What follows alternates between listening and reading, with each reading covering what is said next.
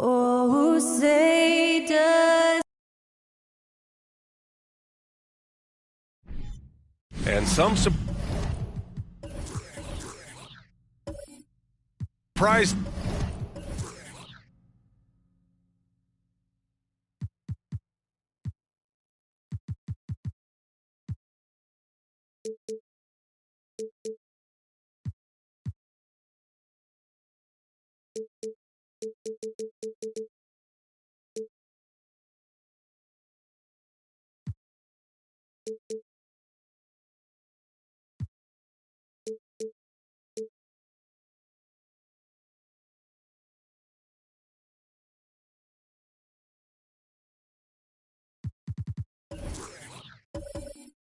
Team.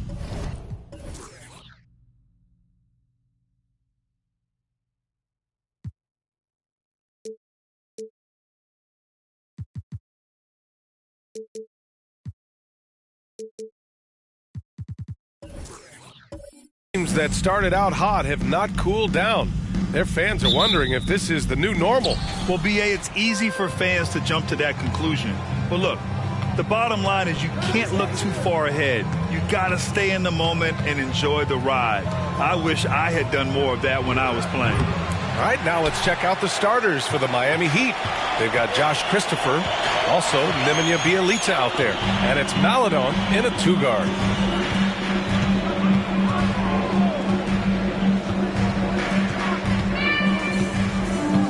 Pass to Aldridge. Shot clock at 5, and that's good. His first bucket of the game. Man, that jumper is lights out and very difficult to contest because of Aldridge's height and his release point. Here's Christopher. Maledon for 3. Sinks the tray. Hey, good to get him going right away. I mean, those are the shots that really boost confidence. When he's feeling good, he can help you stretch the defense a lot. Here's Ellis. And the layup is good off the glass. Just taking it right to the rim, and no one was there to greet him. Wow, that's a defensive breakdown. Can't do that against good scores. Here's Maledon. Outside for Bjelica. Three-pointer off the mark. First quarter and about a minute and a half in. Here's Ellis. The 3. No good that time. Now, guys, when you think about this Miami Heat team, you hear a lot of talk about their ability to score. But how about the way they play on both ends of the floor? I just love the strong finish there inside. Man, he's got that dunker's mindset, doesn't he? Always ready to pounce. Here's Ellis. 14 points his last outing. It's Dort on the wing. Off target from outside. Defensively, this Heat team was top 3 in points allowed per game and top 5 in defensive efficiency last year. You know, B.A., that's something that surely isn't talked about enough. And when they're not having their best shooting night, they'll suffocate you on the defensive end. Shooting for Miami, Josh Christopher. Shooting 1.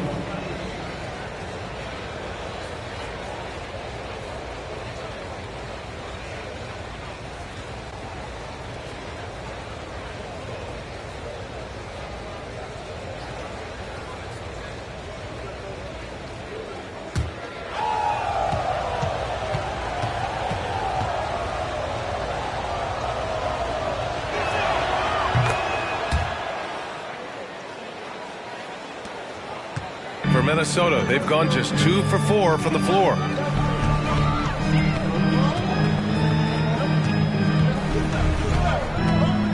Pass to Ellis.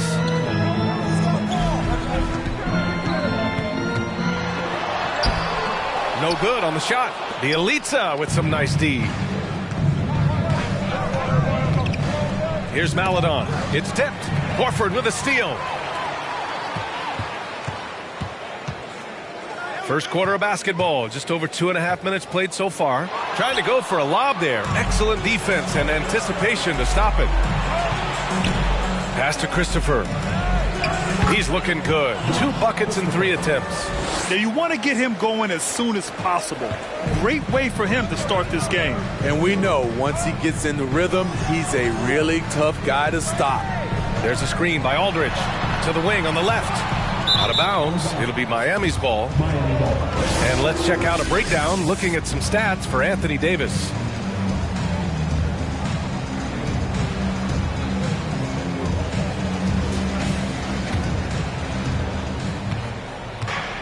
And they're dialed in offensively. Sure are. Staying in attack mode and at the same time playing under control. Here's Bielitsa. Nice D from Horford. That was excellent contest, preventing him from making something that's usually automatic. It's good from the top of the key. You want to run your offense through him, a reliable scoring option. Pass to Christopher. Back to Maledon. 6 to shoot. Williams a screen on Dort. The Heat need to get one up in a hurry. Christopher misses. It's so hard to keep the defense honest when you miss wide open looks like that. Dort, the pass to Aldridge. Screen by Horford. Here's Ellis. And so he draws the foul, headed to the line to shoot a pair. It's going to be on Nemanja Bielitsa. Heady play to stop that easy layup right there. I mean, make him earn it at the line. Ellis at the line for 2.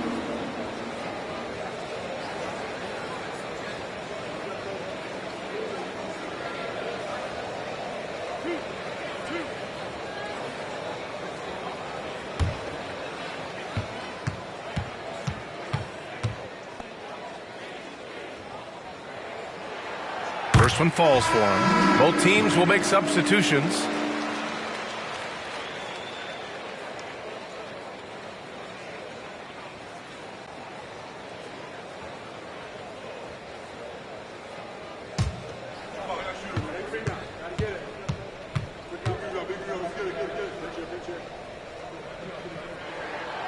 And good on the second, so he makes them both.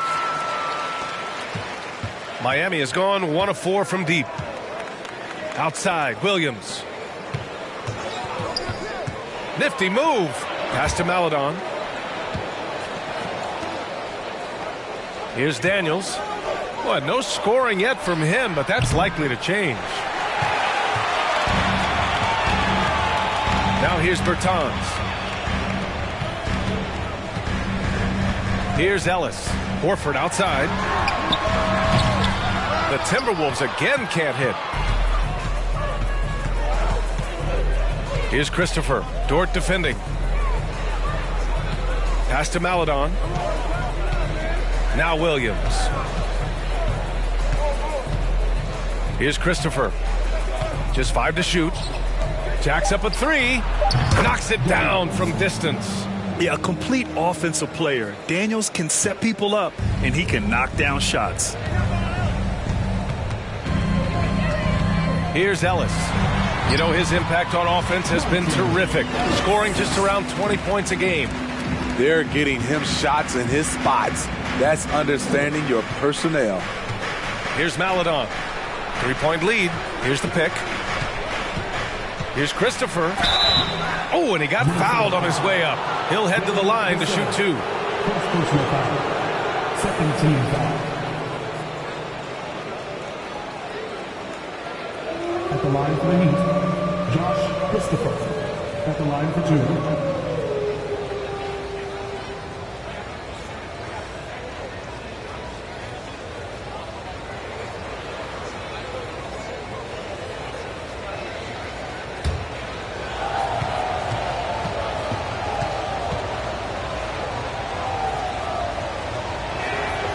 And the first one at the line is good.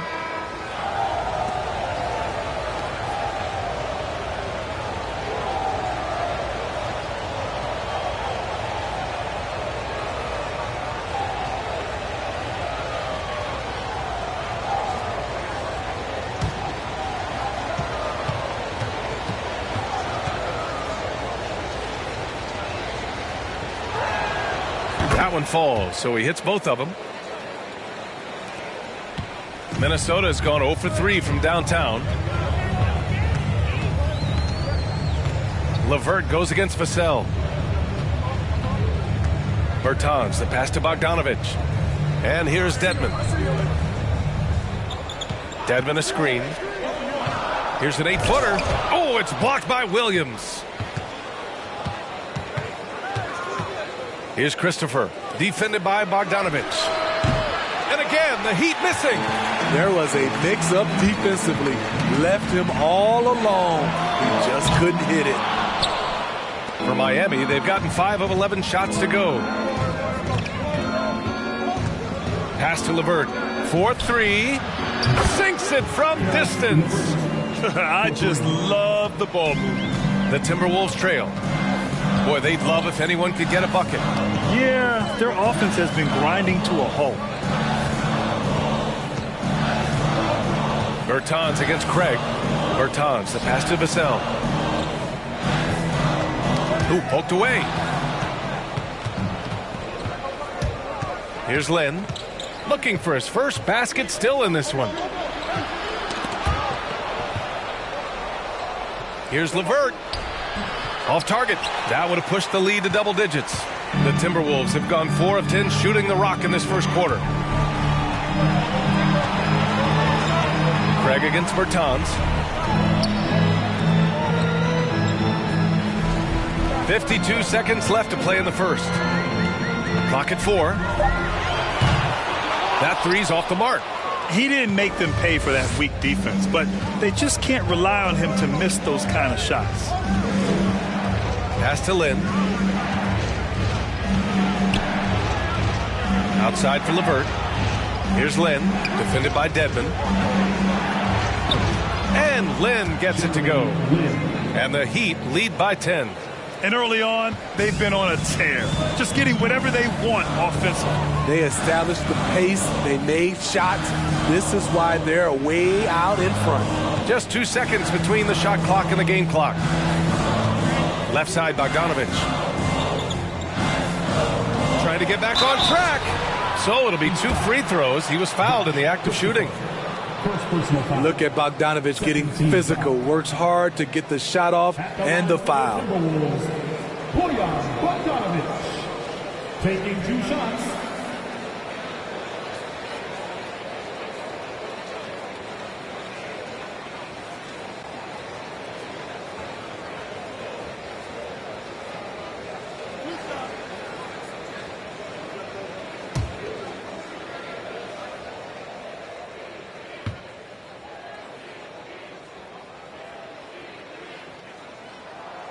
He's off on the first. You know, a pretty consistent scorer throughout the course of his career. Bogdanovich, he was just born to get buckets.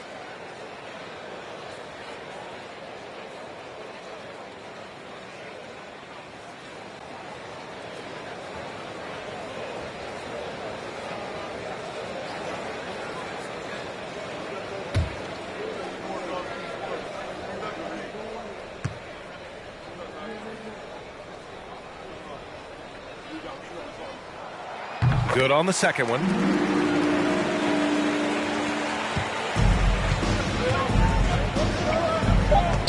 Lynn misses from close range. And so it's the Miami Heat. They have a nice 9-point cushion at the end of the quarter. A big difference in shooting percentages. That's why they lead. All right, we'll get back to the action after this break.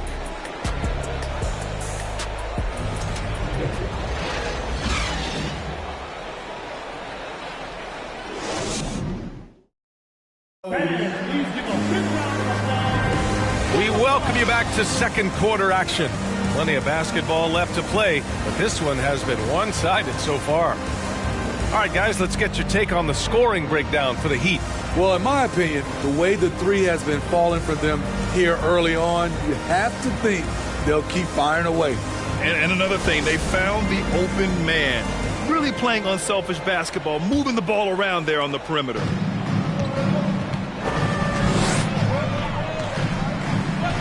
Here's Ellis. Over to the wing. Here's Aldridge. Baseline jumper right on the money. All right, Smitty, let's talk defense. Yes, that side of the ball. What makes a great defensive player in today's game? I think the number one thing for me is grit. Also, D is about heart and desire. The best defenders never take a play off. They play hard all the time. They also study film, and a lot of playing defense is mental. And for the Heat, we've got Teo Maladon, Nemanja Bjelica out there with Otto Porter, and it's Williams in at center, locking down the middle. Here's Ellis.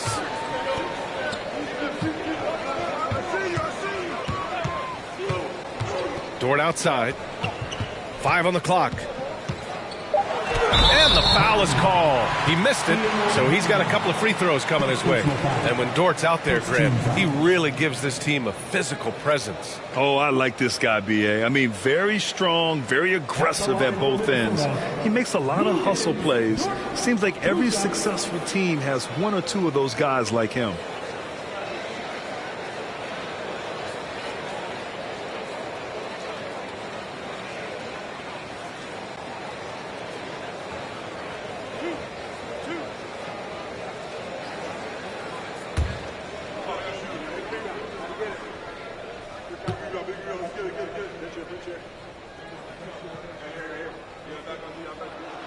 That's good from Dort.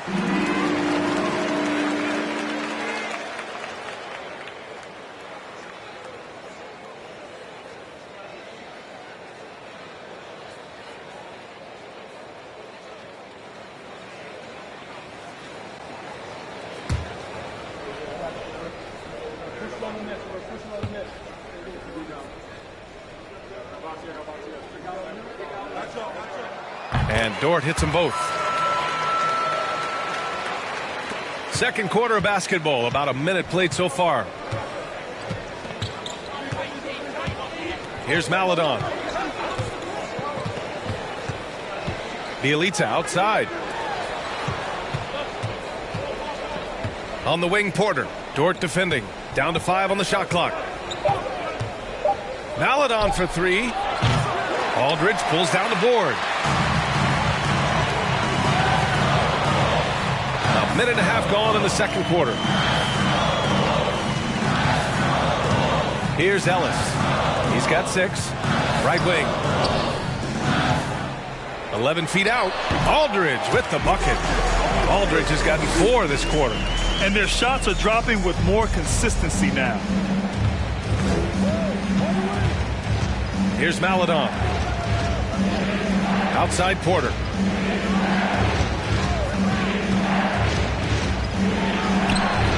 Unable to get that one. Good D by Aldridge.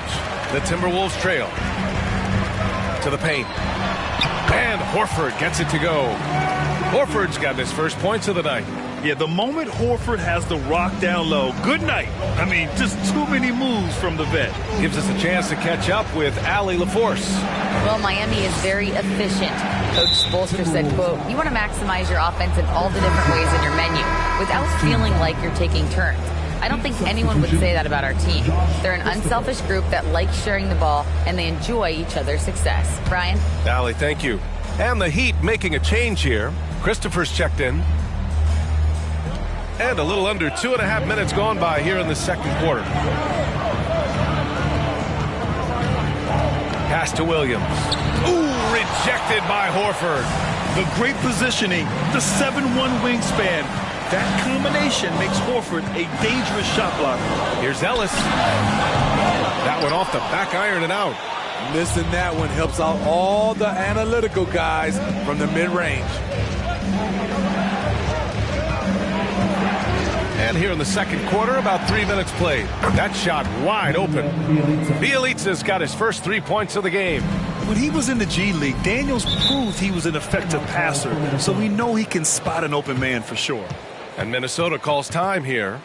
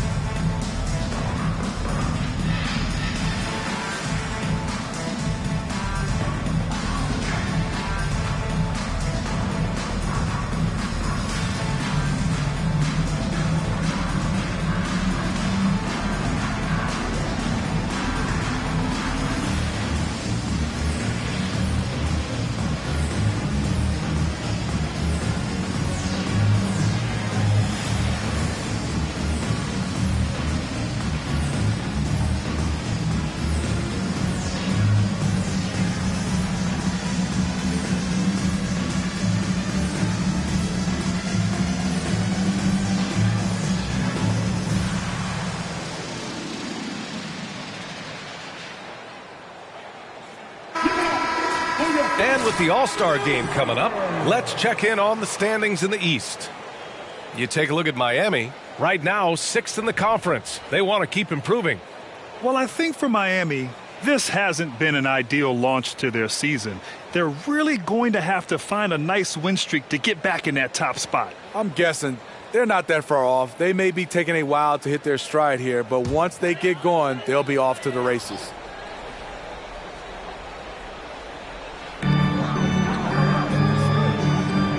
Here's Ellis. He's got 6.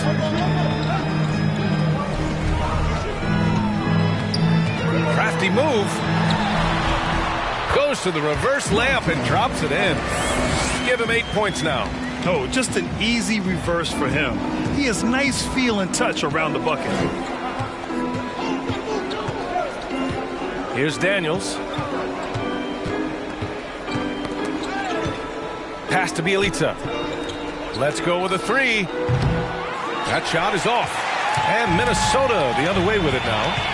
Tough loss coming against San Antonio in their last game.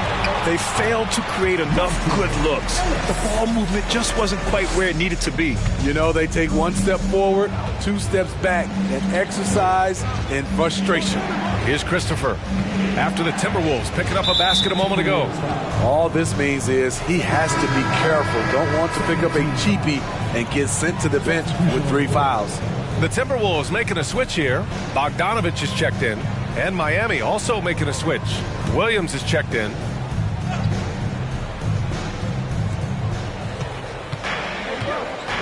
Here's Daniels. Bielitsa outside. Pass to Porter.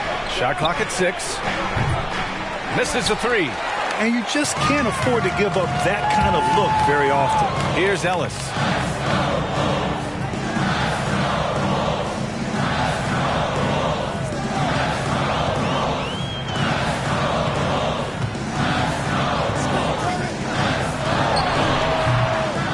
Good. Had a chance to take the lead.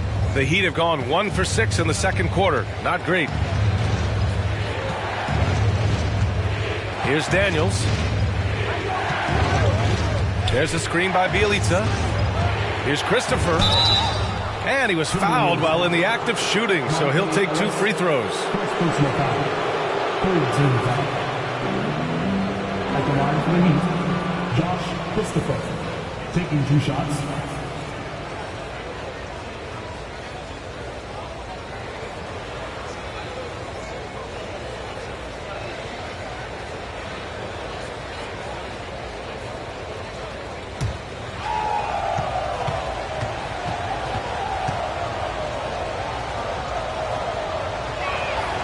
And he makes a first.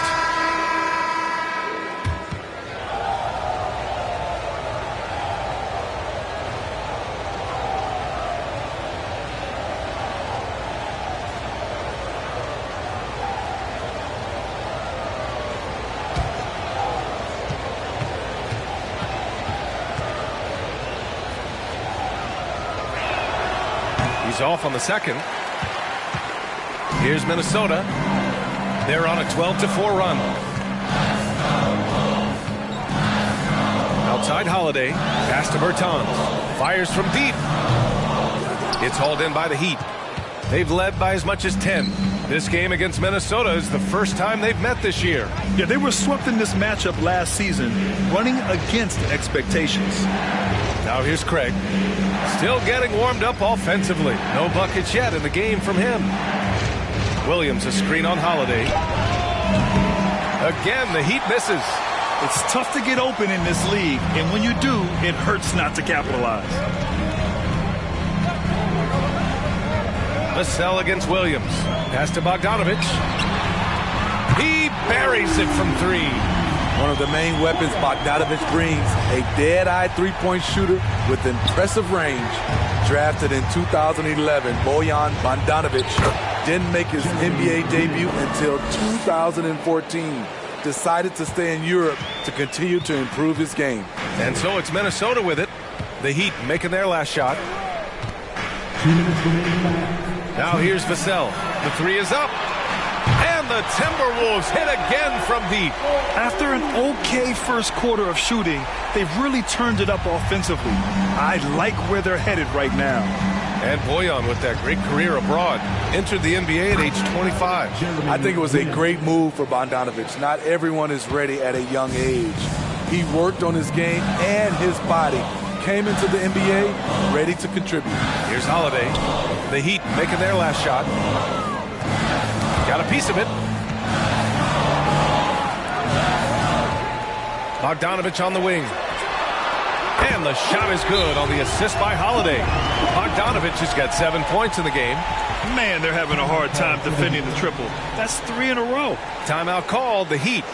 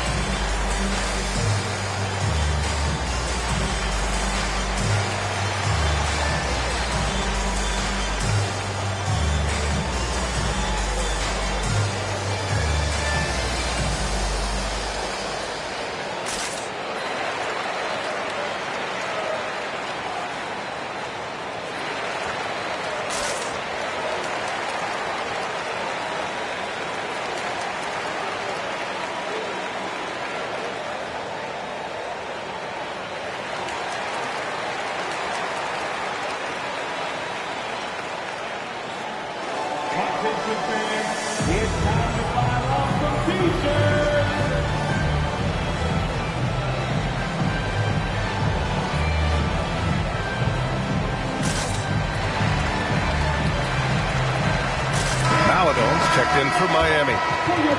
And right here on the 2K leaderboard, the best rebounding teams of the past 10 games. The Heat, 4th. And over the last 10 games, this team has brought it to the glass. Everyone is getting involved and trying to help one another secure boards.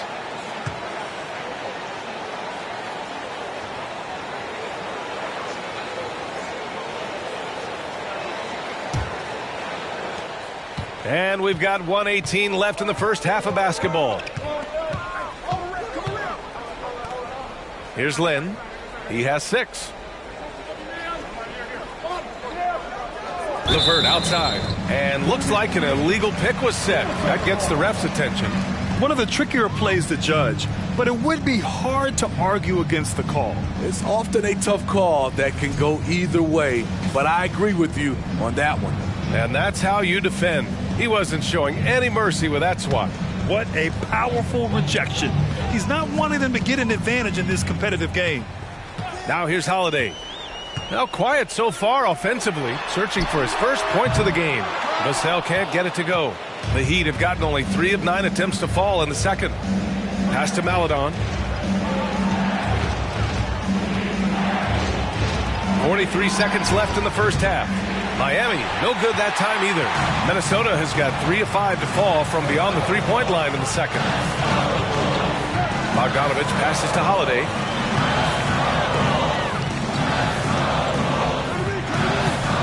Shoots over Maledon. And a foul called on the way up. So he'll take 2 from the free throw line.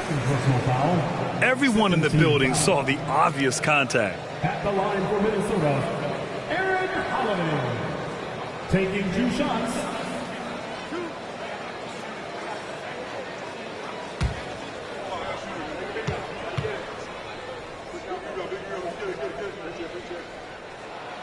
That's good from Holiday. They're not leaving any points at the free throw line this quarter. That's the best way to protect the lead. The Heat making a switch here. Williams is checked in.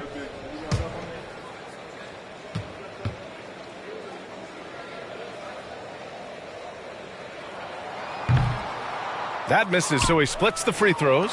Shot clock and game clock, 1 second differential. Pass to Lynn.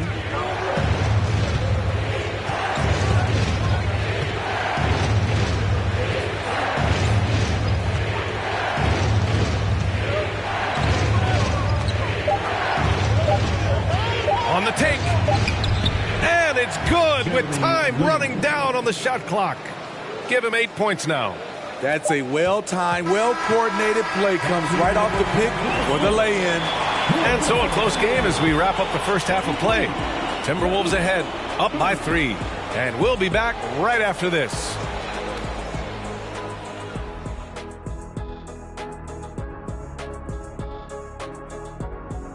Halftime is here. And what better way to tip it off than to analyze the latest news on the trade front? You know, the arrival of Bradley Beal has the whole city fired up. His combination of scoring and playmaking takes a lot of pressure off his teammates. We'll see how long it takes for everyone to gel, but it's an exciting time for this franchise. Now turning our focus to the Miami Heat, this game has been a nail-biter. If they take care of the boards, they'd be in much better shape. It's a hidden stat that you can come up and bite you. Right now, it's chomp, chomp, chomp, chomp, chomp. Yep, I agree. This is from the man who averaged 11 boards a game for his career. Shot, drop, and knowledge. 11? You sure that's correct?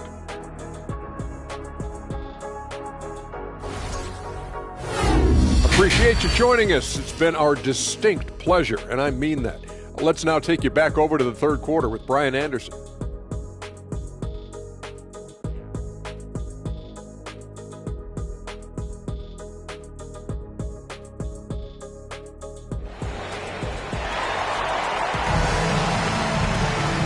After a fairly even first couple of quarters, this second half could turn out to be a great one as both teams trying to gain an edge. Minnesota in the lead. Here's Ellis. Count that one. He's now 5 for 8. And he was dominant in their last outing. And the same thing here tonight. He is in a terrific groove right now. Here's the thing. He's a guy who will go on hot streaks for you over a number of games. And for the Heat, Josh Christopher is out there with Nemanja Bjelica. Then there's Maledon, and it's Daniels in at the 1. There's a screen by Aldridge. All sorts of time. Count it. Aldridge has got 8.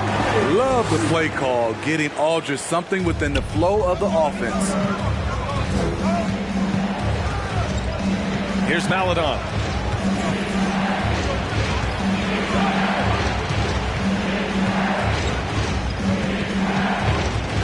Williams, a screen on Horford. Here's Christopher. And it's all from three-point range. I'll tell you what, they've been aggressive and they've been physical. Here's Ellis. 12 points for him. Over Bielitsa. And Minnesota again with a bucket. Terrific game plan coming out of halftime. A perfect 3 for 3 from the field. Here's Christopher. Dort defending.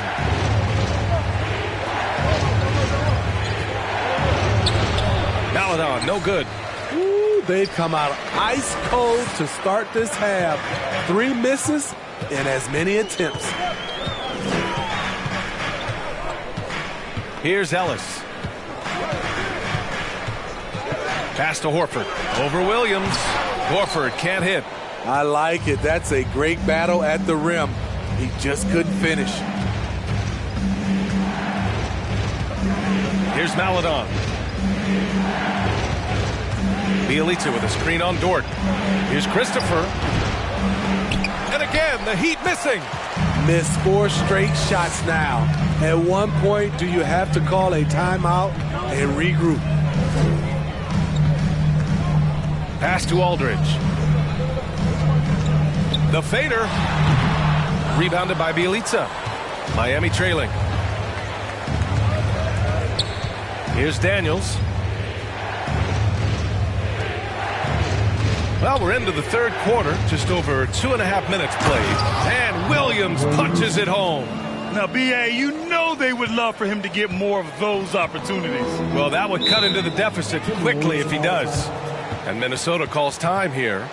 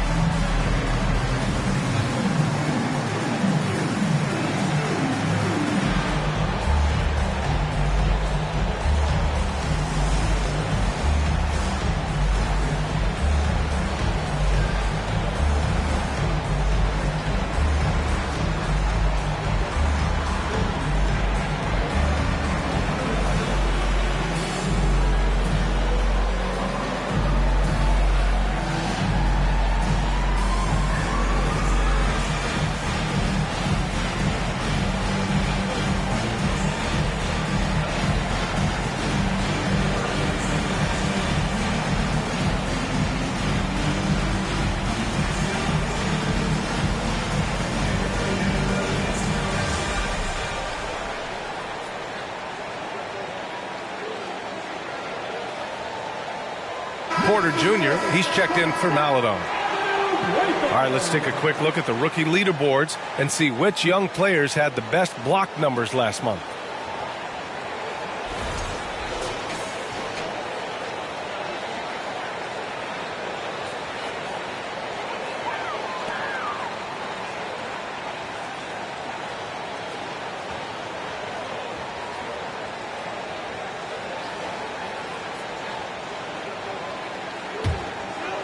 And now we're 3 minutes into this third quarter of play.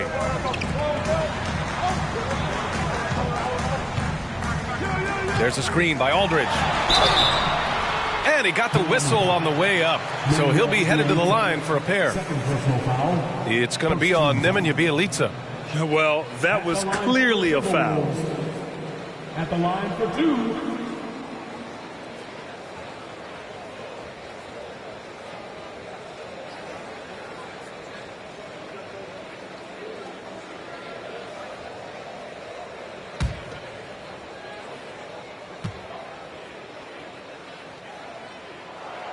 And he drops the first.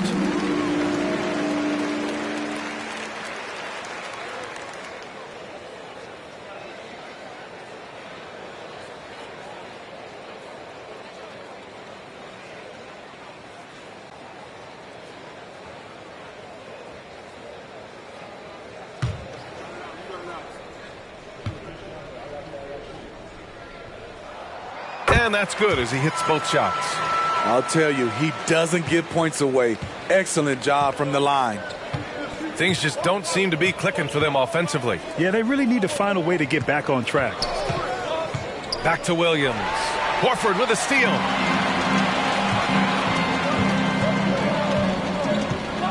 Pass to Ellis. A little under 3.5 minutes off the clock now in the third quarter. Here's Aldridge. Another miss by Minnesota. For Miami, they've gotten just 1 of 5 shots to drop since halftime. Here's Daniels. On the wing, Porter. The 3-ball. Aldridge pulls down the board. Aldridge has got rebound number 5 here tonight. Pass to Ellis. And the foul called on Nemanja Bjelica. That's his 3rd foul of the game. Now, when you look at the wing position, how do you feel it's evolved since you played, Smitty? Well, they've been asked to do more, BA, especially on the defensive end. Mostly wings now are asked to guard 1 through 5 with teams switching a lot. And also a lot of these wing guys are asked to run the offense. Bogdanovich has checked in for the Timberwolves. Gets the 3 to fall. Bogdanovich is most effective when his teammates are setting him up, and all he has to do is knock it down. Here's Lynn. Give him 8 points now. There's a screen by Bjelica. 3-pointer. The rebound by the Timberwolves.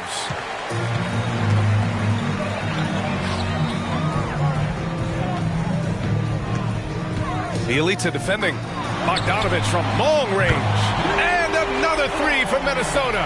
Back-to-back threes, making their defense work on the perimeter a bit. Pass to Porter. It's stolen by Bogdanovich. All right, let's check in with Allie LaForce. Well, guys, the NBA expanding its footprint through video games. Commissioner Adam Silver said, quote, "There's an opportunity to capture a new kind of fan who isn't currently watching our games but enjoys playing NBA 2K. By learning about the players and the teams, they're more likely to engage in the live product." Brian? Yeah, it goes hand in hand, Allie. Thanks. And the Heat call time here.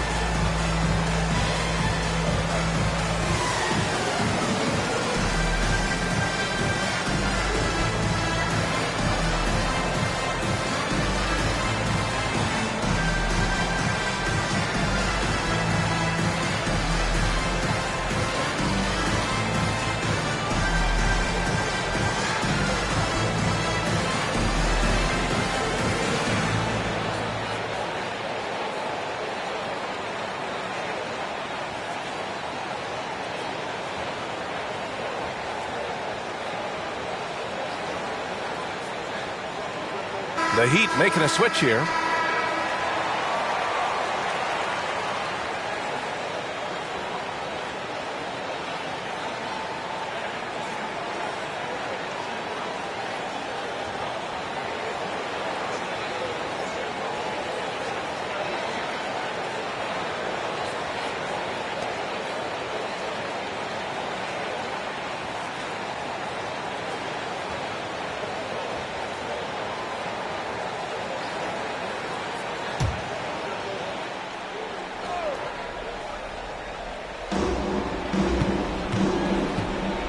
Here's Daniels.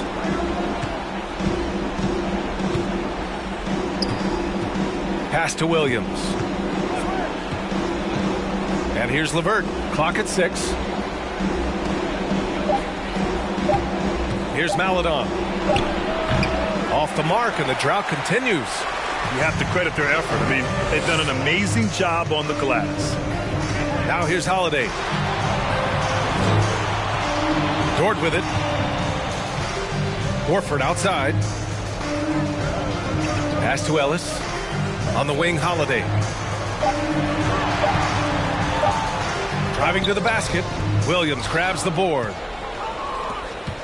Miami has got nothing to fall from outside in this third quarter. Here's Maledon from deep. Offensive board. Williams' shot is good. Back in the day, someone would have blocked him out, but times have changed. 2 minutes remaining in the third. 2 minutes. Outside Holiday. Pass to Ellis.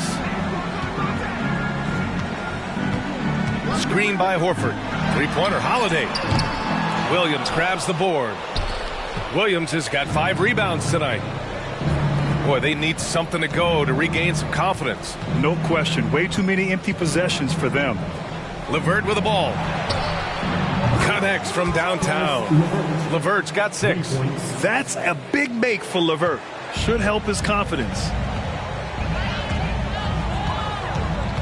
And here's Holiday. Pass to Horford. It's hauled in by the Heat. Bielitsa's got his 4th rebound in this one. Here's Maledon. Bielitsa outside. A minute 4 left in the third quarter. Right side, Williams. Oh, and there's the whistle on the shot. So 2 free throws for him coming up.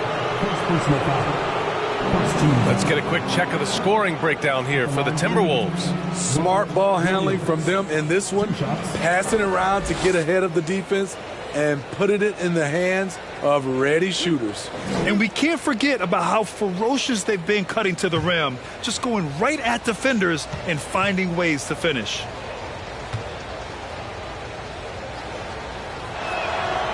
And he can't get the first one. So it's both teams making substitutions here.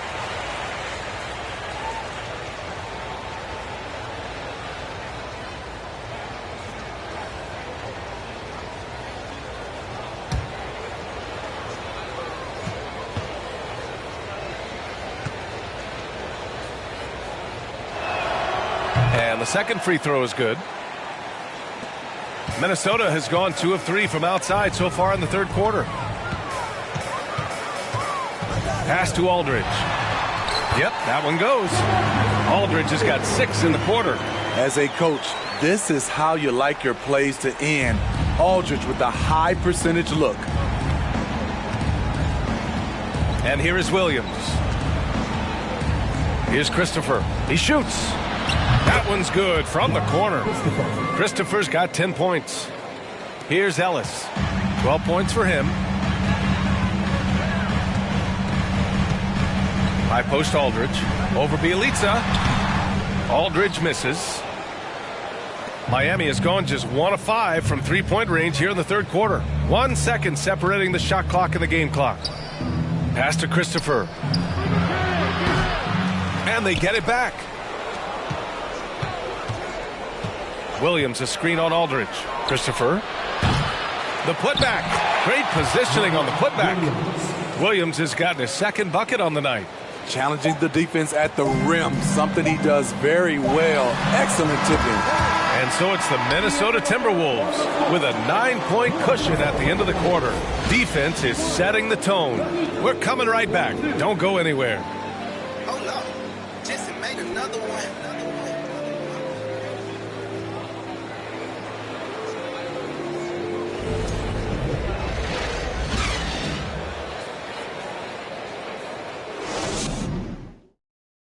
And meanwhile, Eric Spoelstra rallying the troops. Trust it. Good to great. Good to great. Don't settle for average shots. Move it. And Coach Spoelstra instructing his guys to look for the best option. Yeah, there's no reason to rush any bad shots, especially with 24 seconds to work with. The fourth quarter has arrived. So good to have you with us. Back to Williams. Pass to Maledon. Launches a 3. He can't get it to go. And Minnesota will come the other way. 17 points was their biggest margin. And for Miami, Nemanja Bjelica out there with Josh Christopher. Then there's Teo Maledon, and it's Williams in at the pivot spot, manning the middle. Here's Horford. And the officials call a traveling violation. And let's see what the Minnesota Timberwolves have coming up. On Wednesday, then on Sunday, they continue the road trip, heading out to Philadelphia to take on the Sixers. And for their matchup with the Hawks, it's the second game of a back-to-back, so you know there'll be some heavy legs out there. Playing that much basketball in that short amount of time really takes its toll on your body. Oh, they get a hand on it. And for the Heat, we've got Nemanja Bjelica, also Josh Christopher out there, and it's Williams in at the 5. Miami trailing. Fourth quarter still young, just over a minute played. Here's Christopher. Aldridge pulls down the board. Aldridge has got his 6th rebound on the night. Here's Dort. Oh, a clear foul there on the missed shot. So he'll get a pair at the line. First team foul. At the line for Minnesota, Luguentz Dort taking 2 shots.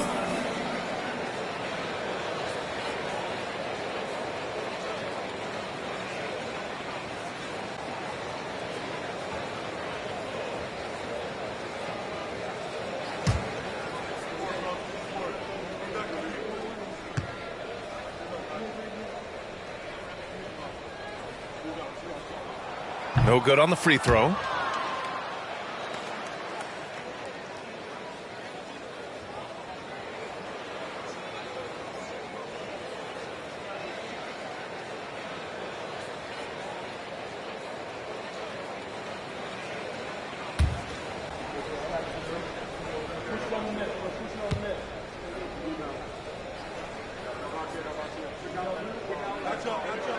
And he can't make the second free throw either. He missed them both. And for the Heat, they're shooting 37% from the floor at this point. And we've made our way through just over a minute and a half of this fourth quarter. Daniels misses. I don't know if you can credit the defense for that. It was just a missed opportunity.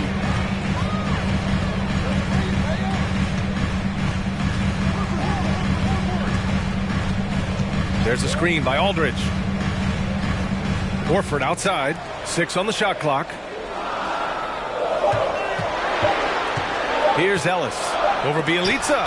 It's deflected. And they force the shot clock violation. Great D.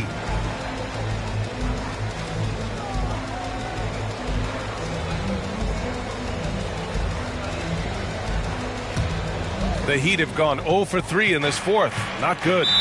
Offensively, it's been a struggle for them. Yeah, they need to string together some shots to have any kind of chance. And the Heat call time here.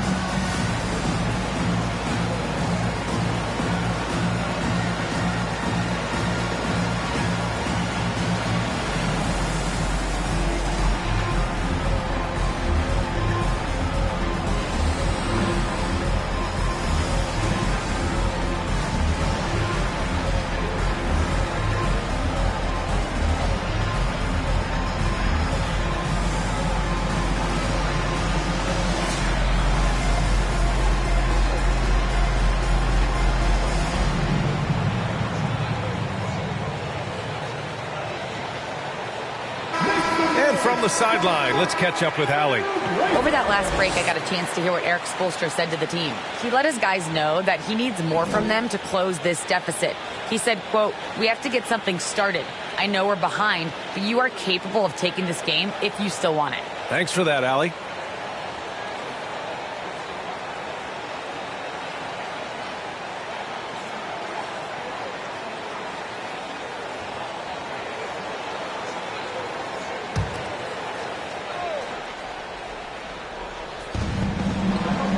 To the wing, right side. Knocks it loose. Here's Mayo. No good with the triple. Yeah, and the defense has really got to tighten up on him. I mean, he's just too dangerous from the three-point line. Pass to Christopher. They set the screen. Here's Daniels. 5 to shoot.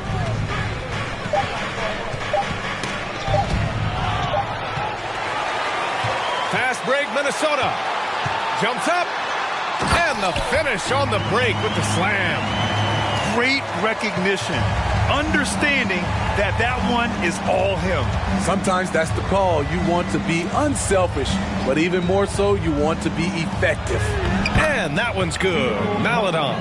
Impressive. I mean, challenging at the rim against length. You just have to love the aggressiveness. And let's forget the height disadvantage. He brings the effort, and he brings the energy. And Minnesota calls time here.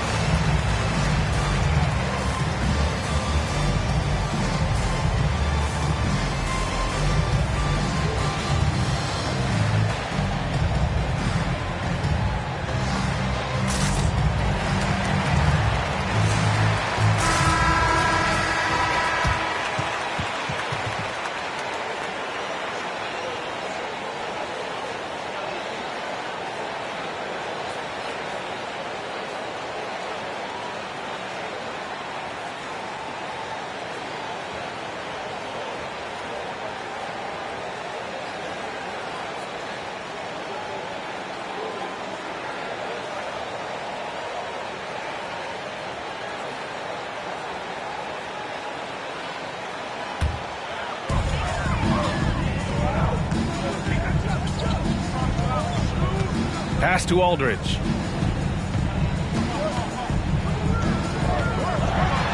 Inside. Here's Horford. Oh, it's blocked by Williams. To the middle. Here in the fourth quarter, just under 2.5 gone by. Here's Aldridge. From down in the low post, it goes. And the Timberwolves lead by 11. Keep it going to the hot hand, and when Aldridge is on, he is on. They set the pick. Here's Christopher. Ooh, rejected by Horford. Fast break, Minnesota. Here's Mayo. And they're going to count that bucket, and they'll send him to the line. It could be a three-point play. Playing at his tempo, his pace. He's been dialed in all night. At the line for Minnesota, one shot.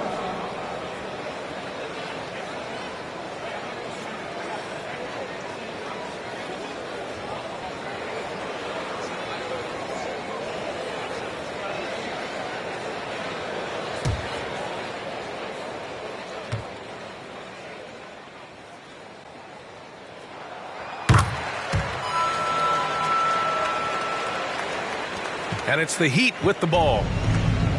They've allowed just 7 points here in the fourth. Pass to Christopher. Here's Daniels. Just 5 on the clock. Bealey to right side. And again, the Heat missing. The Timberwolves have gotten 3 of 7 attempts in this fourth quarter to fall. This could be a problem. That's his 4th foul with plenty of basketball left to play. The shot goes as the ref calls the blocking foul. And he's on his way to the line. Defensive foul, Theo Maladon. 4th personal foul, 3rd team foul.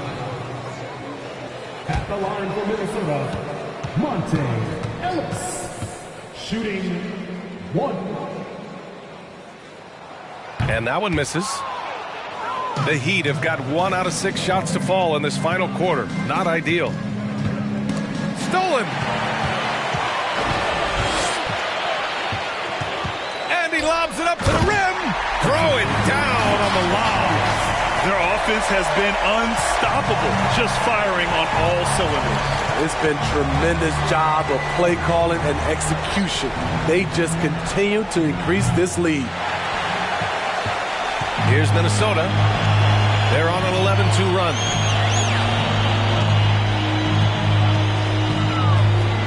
Shoots from 14. Toward outside. Pass to Horford. Just 4 to shoot. If you want to talk about a high-value veteran, Al Horford is your guy. I mean, he's been around the block and has a ton of wisdom to share with younger guys. Al Horford, 2 shots.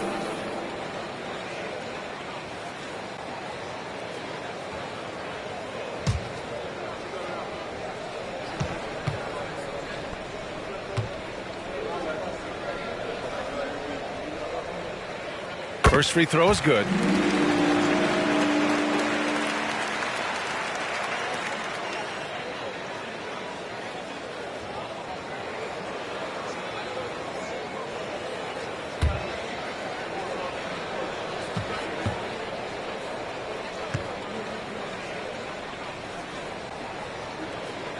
Horford hits them both. Grant, when you see players make that leap from star to superstar, think about guys like Giannis and Jason Tatum. I mean, what is that step like? You did it. Well, it's interesting. You know, you come into the league and you have success right away, but at some point, everything just clicks. It could be year 4, year 5, year 6, usually in that window where now you figure things out and now you take that next step and become elite. Now, VA, you know, I'm hoping that things start to click with me in my golf game. It's been about 4 or 5 years there, too. Superstar status is not in the cards for you on the golf course, Grant.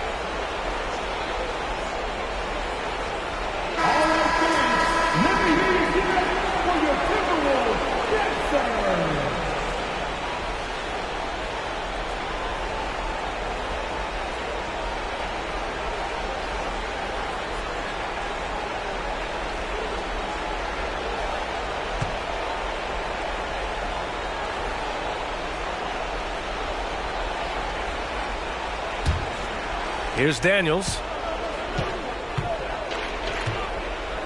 And Grant, as NBA players start to have more of a platform, we still hear those who say shut up and dribble. What are your thoughts about this?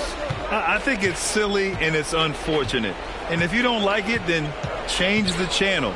But players today, matter of fact, everybody today has a voice through their social media channels.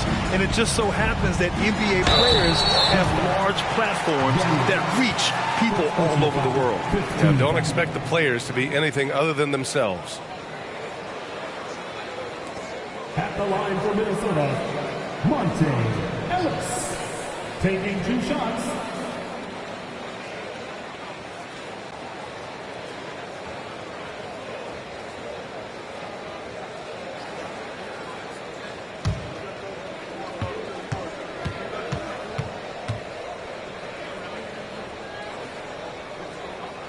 And he knocks down the first one.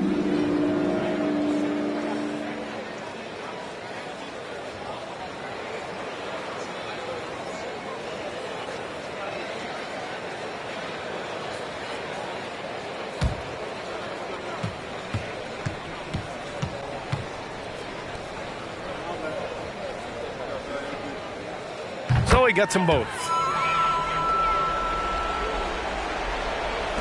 And here are the Heat now.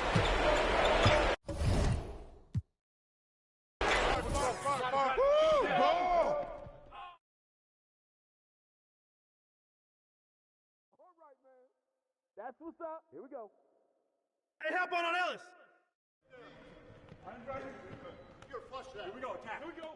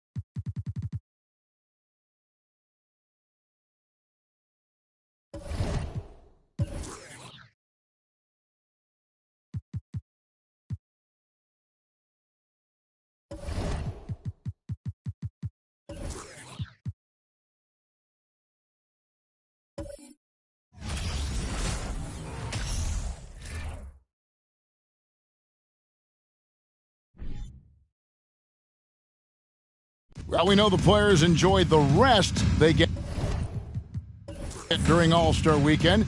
But, Greg, you think it should be moved to later in the season? I like how the current format splits up the season, but it seems more fair to hold an All-Star towards the end of the season so that voters get a more complete look at each player. And the Clippers starting five. Hill is out there with DeRozan. And there's Jared Allen. Then there's Duncan. And it's Markkanen in at the small forward. And it's Orlando's ball. To the paint, here's Morris. Can't cash in from close range. And so Markkanen will bring it up for the Los Angeles Clippers. This, of course, their first opportunity to play Orlando this season. And, guys, these teams don't see each other too often, but last year they would have liked to see a little bit more of them, the way they were able to take care of their business. And I've always appreciated the unselfish nature of George Hill. He always has his eyes surveying the floor. Here's Holiday. One up, one down. 2 points with his first shot this game. Just setting the tone with an aggressive move to the rack. And where's the help defensively? To me, that's a complete lack of communication on that side of the ball. These guys need to be talking to each other. Kicks it out to Markkanen. Misses the three. Here is Paul. Coming in off a 21-point game his last outing. Outside Holiday. Ball against Hill. Down to 5 on the shot clock. Three-pointer. And it's Paul missing. L.A. has gone 0 of 2 from deep here. Boy, you guys think about the Orlando Magic. It's been a franchise that hasn't been able to get any kind of footing in the right direction. This all transpired after Dwight Howard left. They've had a number of high draft picks. We've got to see what happens from here. And with an update from the sidelines, let's check in with David Aldridge. I caught up with Coach Jamal Mosley. He understands they're facing a team that can put up points in a hurry. He said they need to put forth a great effort defensively to prevent scoring runs. They can't afford to let those guys get hot and stay hot. We'll see who wins the battle of wills here tonight. D.A., thanks for that update, guys. What can they do to prevent a barrage of points to start this game? I think one thing they have to do is stay connected to shooting. Obviously, though, easier said than done. Right, you don't want to give up easy looks, especially at the rim and from the three-point line. The Magic, Doris, have accumulated a lot of losses, too, over the years. And you feel it taking a toll, I think, on their confidence. Do you? I do, Kevin, because this is a team with a lot of young players. And when losing is all you know, it's a challenge. You're trying desperately to establish culture and winning habits, and you need to start being competitive again. It can be a perpetuating cycle that they've got to break out of. And since 1999, the Clippers and Lakers have shared their downtown LA arena, the only NBA teams to split a venue, but that's going to change soon. Now here's DeRozan.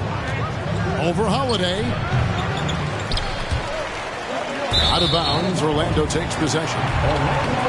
All right, a chance to check out stats for Jared Allen.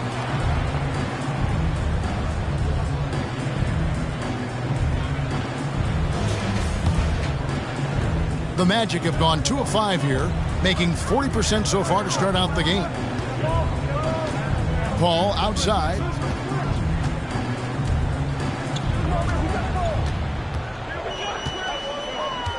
Morris with a screen on Hill. Paul finds Morris. And contact on the shot, so he'll be shooting free throws here.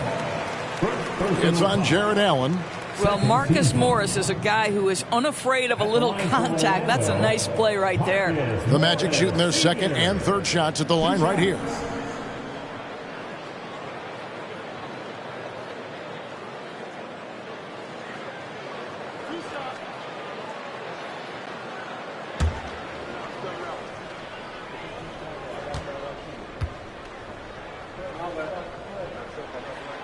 And he knocks down the first one. The Clippers broke ground on their new arena, set to open in Inglewood in 2024. I've seen the footprint. You fly right into LAX, and you see it every time. It's going to be beautiful. And that'll be huge for the Clips. They're trying to create their own identity in Southern California. Having a venue just for the Clippers will help. And Morris drops them both. Marcus Morris has proven that he can be effective in any system in the NBA, understands his role as a stretch four. Now here's DeRozan. And the call on the shot that sends him to the line. No question, he got bumped on that shot. And for Orlando, it's been a tough decade. We would agree on that. And Greg, they've only won 2 playoff games since 2012. Well, they've only made the playoffs twice in that span as well. So they've got a lot of draft picks lined up in the next few years, and they need to make good on those high picks.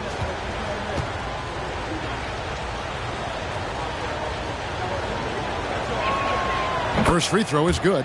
For the Clippers organization, GA, what do you think the goal is? Well, it's clear to me, Kevin, get to the NBA Finals. The Clippers have never made it there. And I think a trip to the finals is within reach of this group. They just need to stay healthy.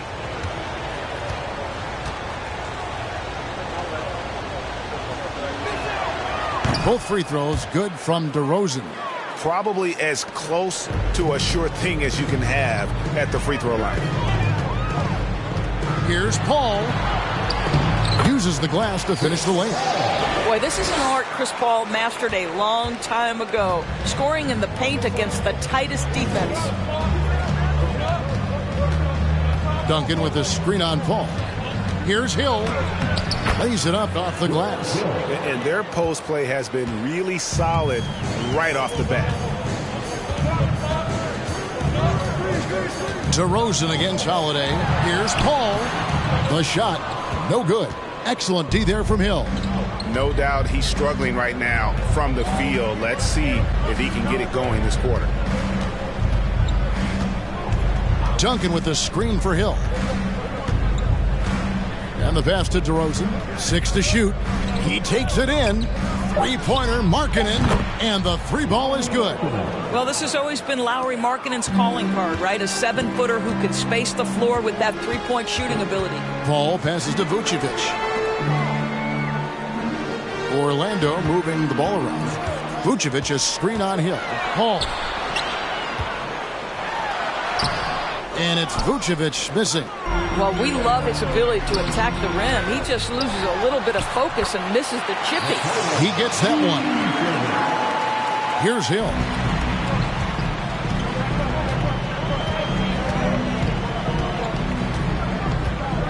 Pass to Markkanen. Duncan with the screen on Wiggins. Markkanen passes to Duncan. Bucket is good. That's just great recognition from your big man, right? Markkanen is going to find the open teammate and put it on time and on target. I love this guy's passing skills. And now the first timeout called here for the Magic.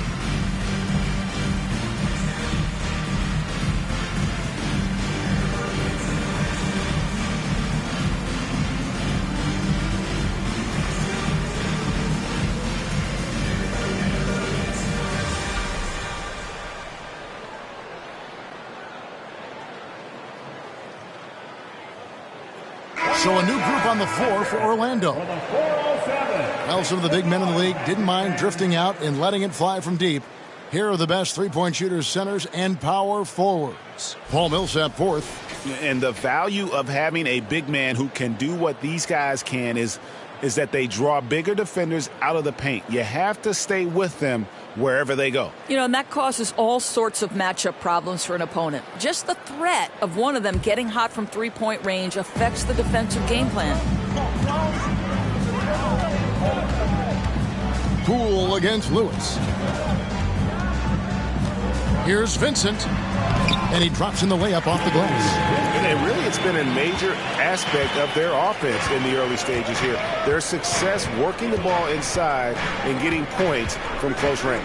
Poole with it. He's picked up by Millsap. Poole, no good. And it's Anderson with the ball for the Orlando Magic. Pass to Millsap. Here's Nurkic. Kicks it to Anderson. Lewis with the three. They get it back. And Nurkic gets it to go. And just a massive player. Nurkic's combination of size and strength helps him on that offensive glass. Now, here's Poole. A look at his stats. He averages a bit over 8 points a game. And we've seen several lead changes tonight. Neither team giving an inch. And right now you love the chess match, right? The ability of each side to adjust to what the other is doing. Millsap a screen. Here's Vincent, guarded by Crawford. 5 on the clock. Back to Millsap. Trying to answer back, but that three is off the mark. Looking at Los Angeles, they took the win in their last game against Washington. 1:21 left here in the first quarter. The three from Poole. The rebound by Anderson. Orlando trailing here. Passes it to Lewis.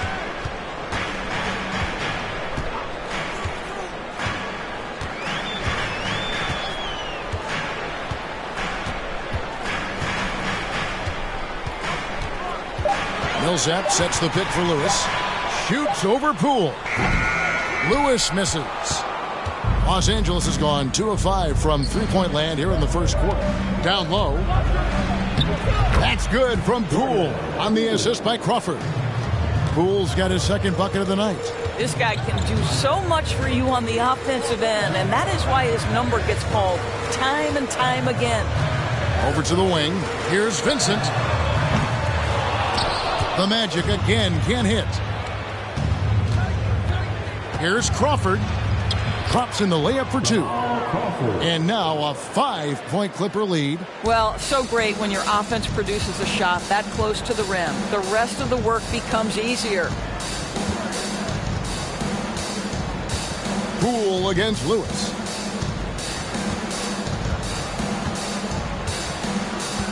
Anderson with the screen for Lewis. Here's Vincent. And he got that one up in time, but doesn't go in. And we reached the end of the first quarter. Clippers lead by 5. After this break, we'll be back with the start of the second quarter on 2K Sports.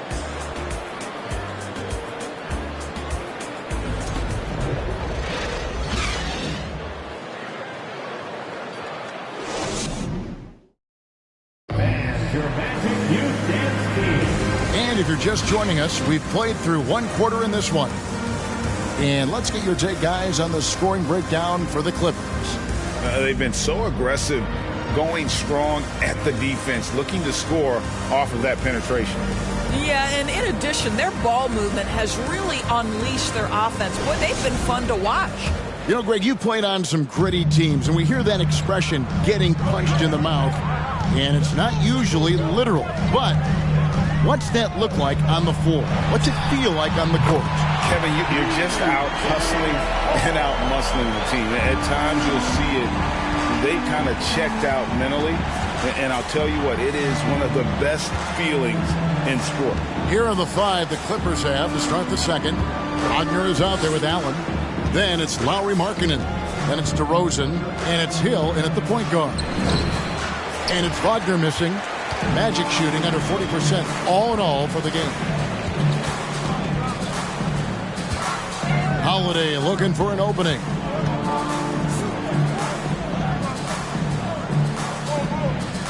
And there's the pass to Wiggins. He kicks to Morris. Beyond the arc. Paul can't get it to go.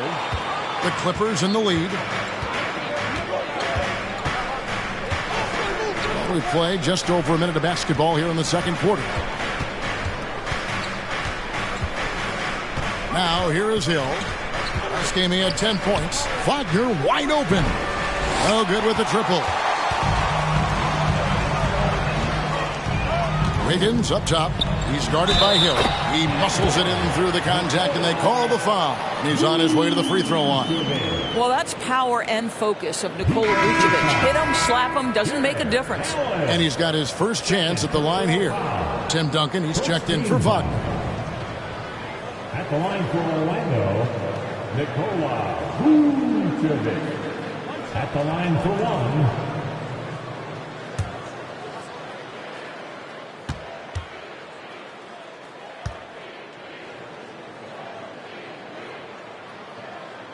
And they now lead as the free throw drops for him. Well, Nikola Vucevic is a capable back-to-the-basket scorer, and he plays with tremendous confidence, guys. Outside, Markkanen launches it. That shot off the mark. And it's the Magic taking it the other way. And now in his 14th NBA season, just one All-Star appearance for Jrue Holiday, but that belies his greatness as a player. Now Hill following Chris Paul's three-point attempt. Pass to Duncan. Hill deciding where to go with it. DeRozan against Holiday. Duncan, good. And it's DeRozan picking up the assist. Duncan's got his second bucket of the night. You know, Greg, you can make the case Jrue Holiday is the prototypical two-way guard. And, you know, and defense can sometimes go overlooked. Just one All-Star game, but Jrue's impact perhaps greater than some other players with multiple All-Star seasons. Now DeRozan following Chris Paul's three-point attempt. Duncan with the screen for Hill to the inside. Goes up and lays it nice and easy. And it's a three-point Clipper lead. And they're beginning to just flat out fall apart defensively right now, especially on the interior. Morris with a screen on Hill. Cole for three. Again, the miss by Paul. Yeah, and that three-point shot, it really has looked awful here in the second quarter. It hasn't stopped him from attempting them, but it's time to maybe find something else to do. Now, here's DeRozan. Here's Duncan. Lays it up and in off the pretty assist. Duncan's got the lead up to 5 now for the Clippers. Hill against Paul. Pass to Vucevic. Morris outside. Another miss by Orlando. Looking at the last game for Orlando, it was a loss to the Heat. The failure to make shots on a consistent basis, that's going to put you behind the 8 ball all night. I thought most of the shots they took were low percentage looks. The key in the NBA is, can you get your best scorers into their best spots? They didn't do that. Offensive rebound, the second effort, and that one's good. Duncan. And now you see them starting to really work the ball inside. Guys are looking for a spark here. Yeah, a cold stretch offensively for sure. Time call here. The Magic decide to talk it over.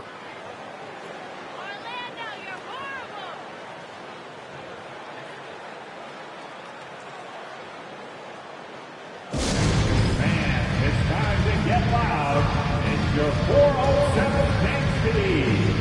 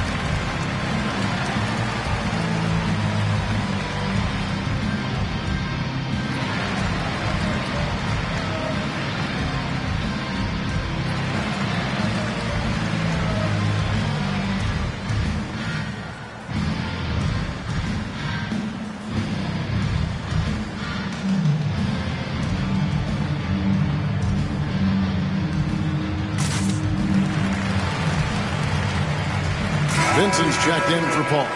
And the Clippers making a change here as well. Poole's checked in.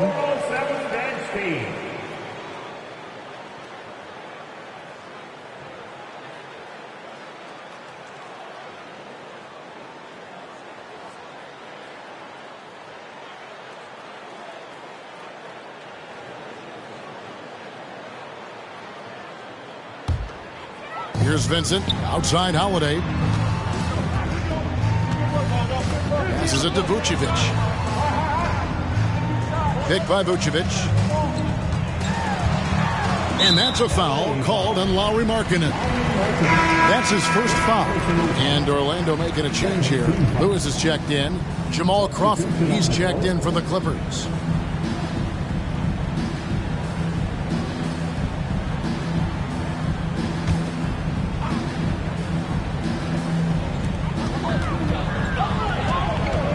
Lewis against Poole. Vucevic setting the pick for Lewis to stop the run, and out of bounds as the Clippers gain possession. Listen, turnovers happen. You've got to move on to the next play. For the Magic, Millsap comes in for Morris, and it's Kyle Anderson in for Wiggins.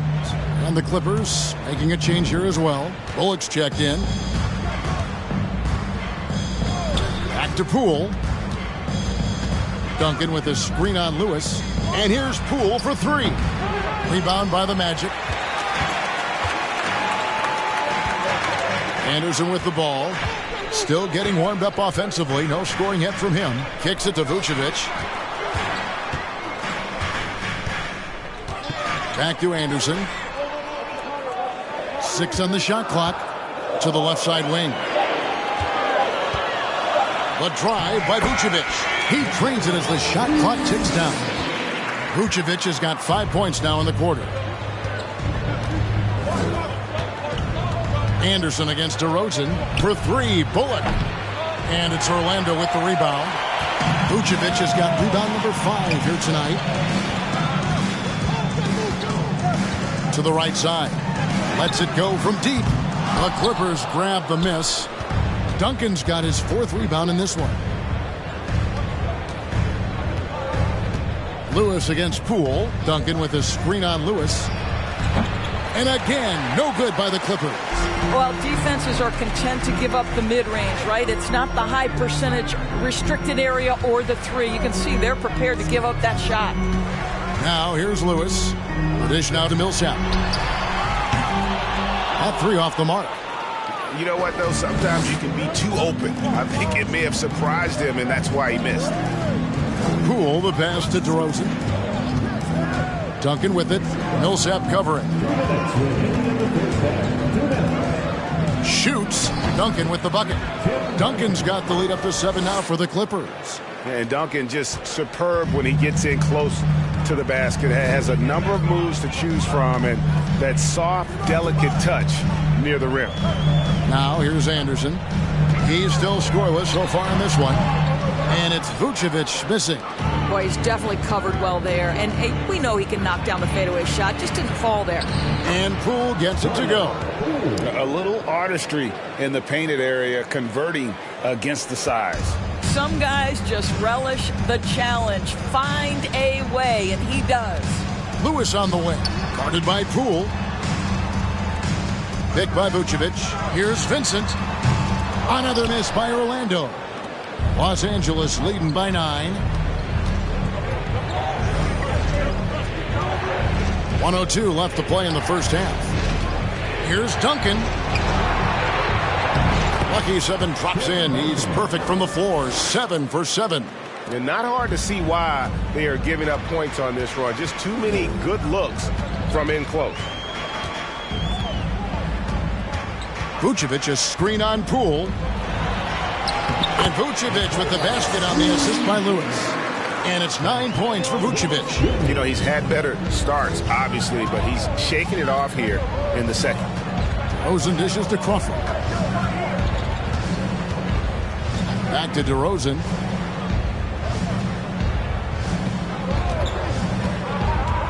Over Anderson. And the shot is long. The Magic trail by 9. Who is outside?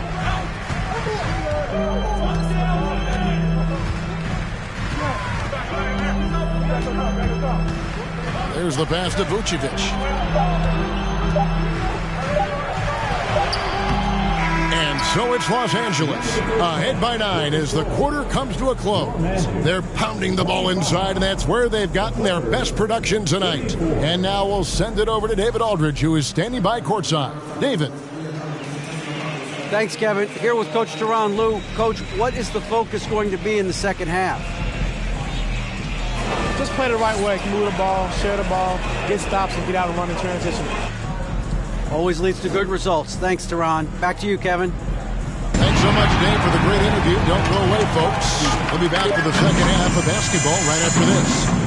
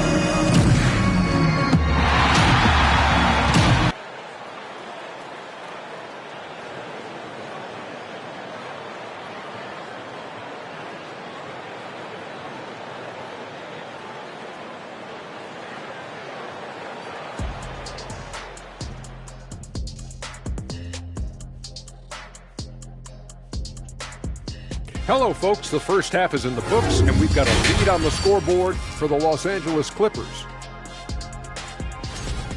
They move the ball, guys. Very unselfish. Keep everyone involved. Got to be willing to make that extra pass.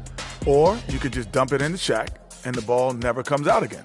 That's why they call me the Shaq Hole.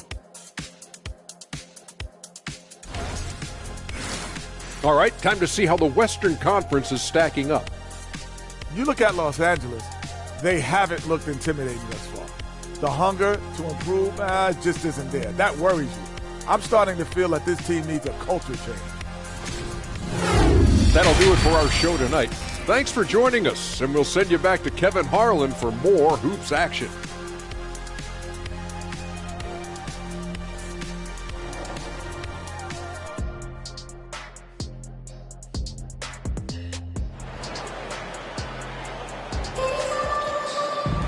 And we hope you've enjoyed the broadcast so far. We're halfway through the game. An exceptional performance from Tim Duncan. He's done a fantastic job of finding open space to operate within the first few quarters. One of the things every player is after is efficiency at the offensive end. And boy, this young guy has done just that. Andrew Wiggins is out there with Marcus Morris. Then it's Chris Paul, and it's Vucevic, and it's Holiday in at the two-guard spot. That's the group starting the second half for Jamal Mosley. Yeah, and at 7-1, Duncan is a problem in the paint. Outstanding with his extension there and just hammering it home. Now here is Holiday. Off target from three-point range. And that's the battle they haven't been winning today. Their work on the glass has been porous, and that's got to change. Hill kicks to Duncan. Allen with the screen for Hill. Outside DeRozan. Over Morris.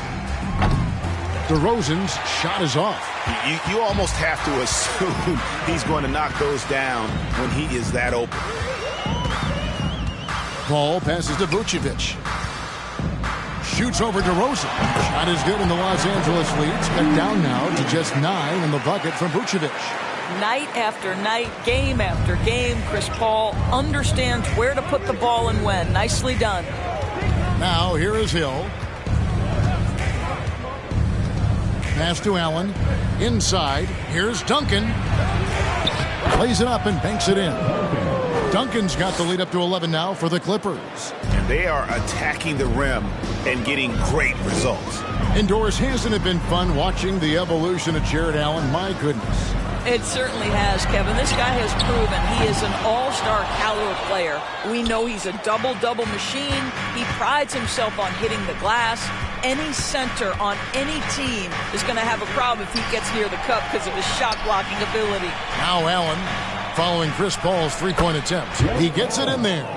And that's now 6 points for Jared Allen. I don't know what's happening defensively, but they're not putting up any resistance.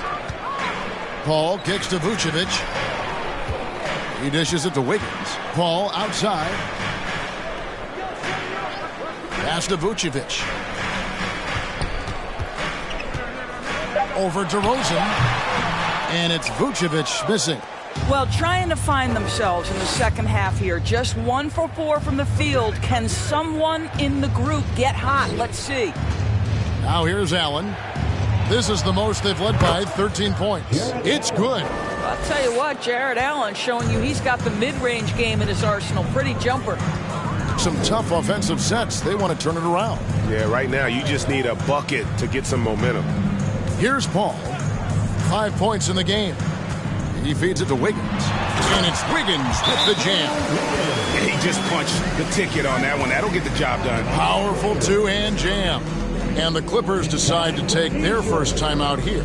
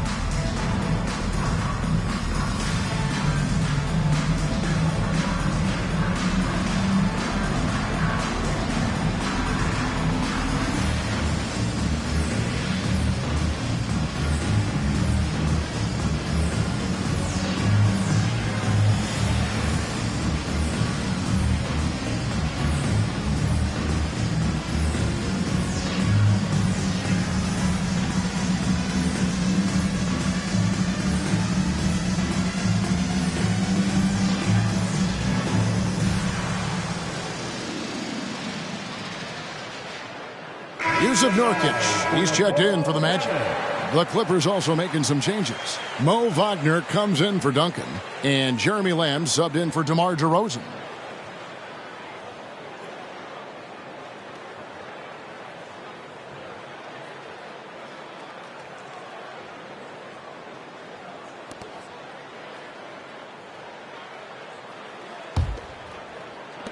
Clippers leading by 13. And he could not get that one to go. A lot of contact, and he'll go to the line for 2. Chris Paul picks up that one. Now, George Hill forces the action inside. Terrific control in the paint, and he earns the call thanks to his aggressiveness. The Clippers have gone 2 for 2 in the game at the line. This season, in general, has not been kind to them at the free throw line. Only about 71%.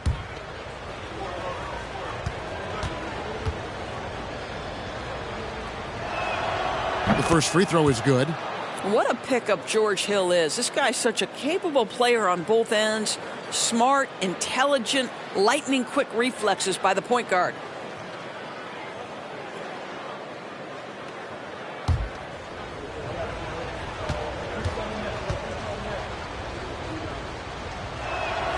Both free throws good from Hill.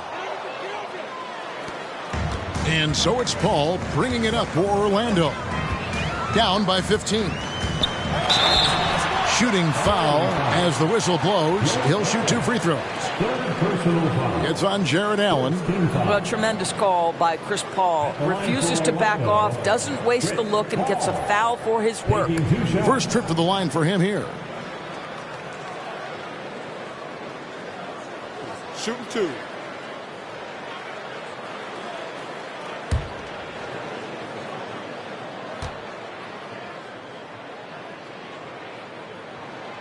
That free throw missing. Boy, the consistent greatness of Chris Paul, playmaker, scorer, defender, leader, year after year. Chris Paul silences any doubt about his place in this game.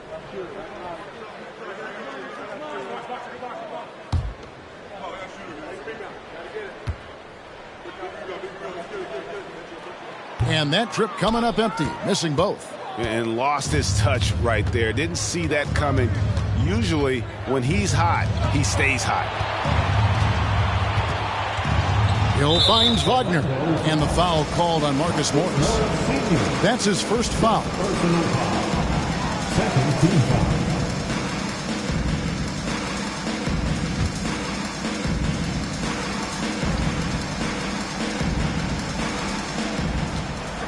Allen the bounce pass. Three-pointer, Markkanen. It's good from long range. Markkanen's got 6. Love to see the 7-footer Markkanen go right up with it. Doesn't give the defense time to react. Here's Holiday, and the layup falls. And that's the kind of move that will always pay off, even against tight defense like he was facing on that possession. Now Lamb. Still looking for his first bucket in this one. Hill dishes to Markkanen. 5 to shoot. Over Wiggins. Markkanen can't get it to go. No other way to put it. Just a poor shooting performance for him. But luckily, his teammates have picked up the slack. Yeah, still working on consistency from range, but improved shot mechanics for Andrew Wiggins. Greg, you take a look at Nurkic. He is at his best going against big-name centers. Nurkic is the kind of player who rises to a challenge, can be a bit inconsistent in what he gives you, but he loves the challenge of going up against the best. Well, you're trying to answer the 3, but you force up a shot that he would have been better off passing up. Paul passes to Nurkic. And here is Paul. He's guarded by Hill. To the middle. Here's Nurkic. Good, and Paul gets the assist. Paul's got 4 assists now tonight. And defensively, they are on their heels every time the ball comes inside. Hill passes to Markkanen. Allen a screen on Wiggins. Here's Markkanen. And Markkanen can give you, Greg, a solid defensive effort at both the 3 and the 4. And Kevin, many thought Markkanen was a defensive liability, but give him credit, worked hard to prove he wasn't. And while not a superb defender, he has become a plus defender for this team.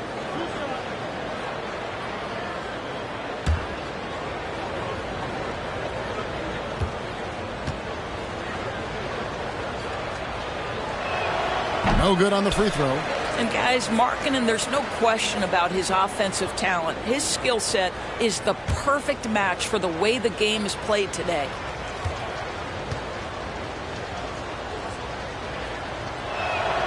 Good on the second free throw. The Magic trail by 12. Paul outside.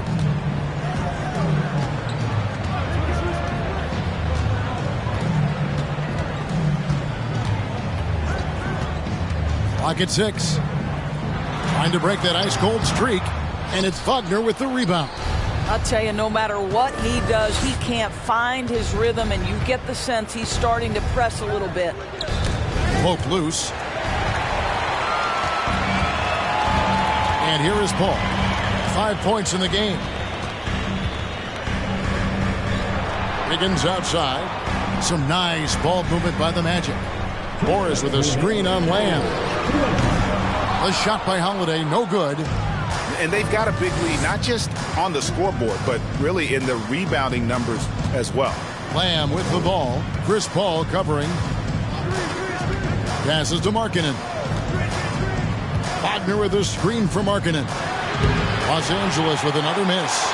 Not quite enough defense that time around. Just lucky he was off. Here's Paul. Misses off the left iron. I'll tell you, this has not been his game, and he's making it worse with shot selection like that. We've got 1:18 left in the third. Allen against Nurkic. And foul on the shot, so he'll get a chance at the line. Well, this is exactly the kind of position you want Jared Allen shooting from, right? He gets excellent position, makes defenders nervous this close. Good job drawing that foul. All right, well, a look at how the points have been generated so far. A scoring breakdown for the Clippers. And they're playing beautiful basketball right now, racking up the assists by playing so unselfishly, just finding the open man. Also, they've been living in the lane. They're getting the ball in close, and it's had a devastating impact all game long. Vucevic checked in for Nurkic. Tim Duncan, he's checked in for the Clippers. DeRozan comes in for Lamb.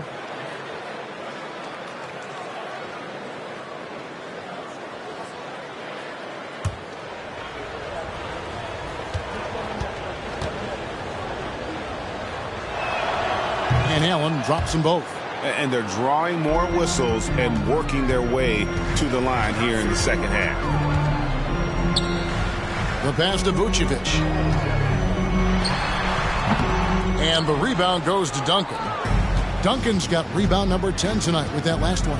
And with the success they've had rebounding the basketball, they're right where you'd expect them to be, firmly in the driver's seat. The shot by Markkanen, nobody around. Good, the assist goes to Hill. Hill's got his 5th assist in this one. They've been struggling here on offense. Yeah, a bit of a dry spell for sure. Paul looking over the floor. Morris with a screen on Hill. Here's Paul. Duncan with the block. He's the defensive anchor for this team. Duncan excels at reading shooters and then altering their shots. And that one drops for him. Duncan's got 6 here in this quarter. And the D getting outworked there on the putback. Can't let that happen. You have got to put a body on somebody. We talk about it ad nauseum, but you've got to be disciplined with the box outs. And this is his 2nd trip to the line in the game. Chris Paul at the line for 2. Take a break. Take a break. 2 shots.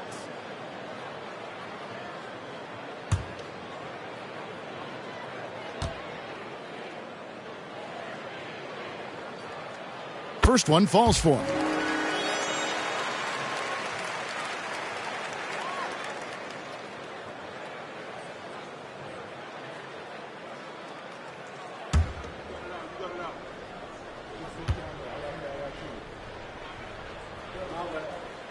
Both free throws good from Paul.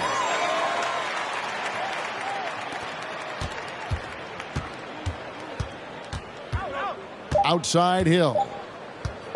There's the triple. And the last shot at the buzzer doesn't go in for him. Well, through 3 quarters of play, down double digits, it may be difficult to overcome. Los Angeles on top, leading by 17. 2K Sports, back in a moment from the Amway Center.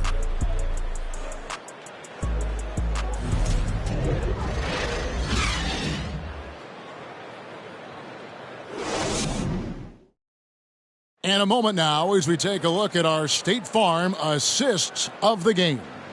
And he may not be known as a pass-first guy playing out of the 2-guard spot, but he shows here that he can dole out an assist or 2 when he needs to. Well, having multiple playmakers on the floor makes you a much tougher team to defend. And we reach the 4th quarter in a game that may be already out of hand. And on the floor for the Clippers here in the 4th, they've got Duncan. Hill is out there with DeRozan. Then it's Lauri Markkanen. And it's Allen in at the 5 spot. Now here's Duncan. And he uses the glass on the layup. Duncan's got the 4th quarter started here with a bucket for the Clippers. They're consistently finding ways to get the ball inside and taking full advantage. Vucevic setting the pick for Paul. The feed to Vucevic, stolen by Allen. Outside, Markkanen. It's good. And that bucket adds to what has been a big difference in points in the paint between the two teams. Now a timeout called by Orlando.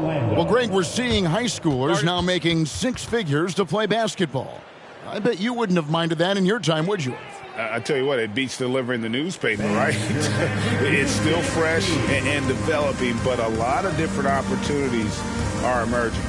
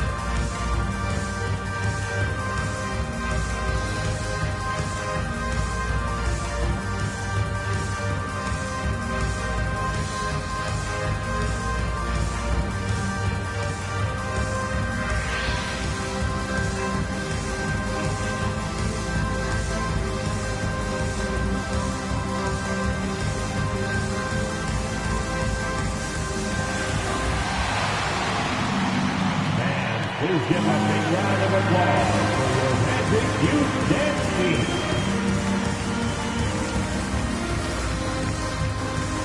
And now, a moment to present the New Balance Player of the Game, Tim Duncan. And his percentage from the field tonight seems almost made up.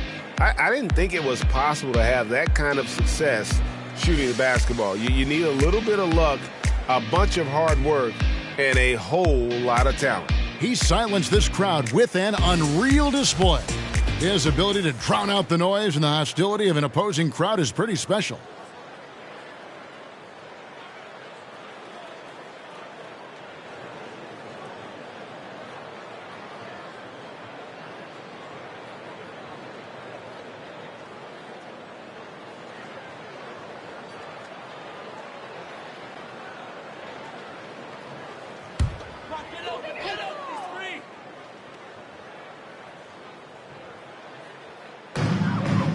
And Vucevic kicks to Morris. Ball for three. It's hauled in by Los Angeles. And physically, there's no doubt they've been the stronger team. A plus 10 rebound advantage tells you all you need to know. Holiday against DeRozan. Hill passes to Duncan. Here's Markkanen. And that comes off the assist by Duncan. Markkanen's got 4 points in the quarter. Yeah, that's the third bucket in a row from the paint. This defense needs to clog those lanes in the middle. Holiday with it, and Allen picks him up defensively. And it's sent back by Allen. Boy, you've got to watch those long arms of Jared Allen. Twice on the pipe, send it back. Sinks the three-pointer. I'll tell you, it's one thing to do this at home, another to do it in a hostile environment. Boy, just sheer dominance, the ability to step into enemy territory and flat out take over. This is impressive. Can they get it? And it's off the back.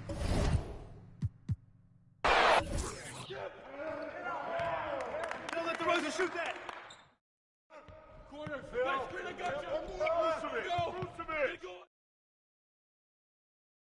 That's all day. Yo, Duncan, Duncan!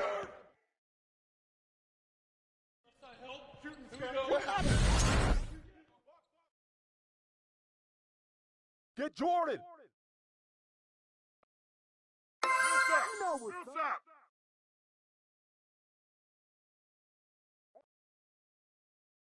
Get Boone. You got double. Back up. Skip.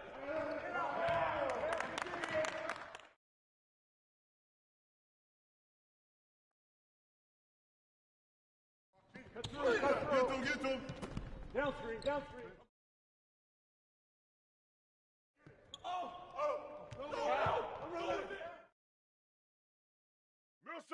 Millsap.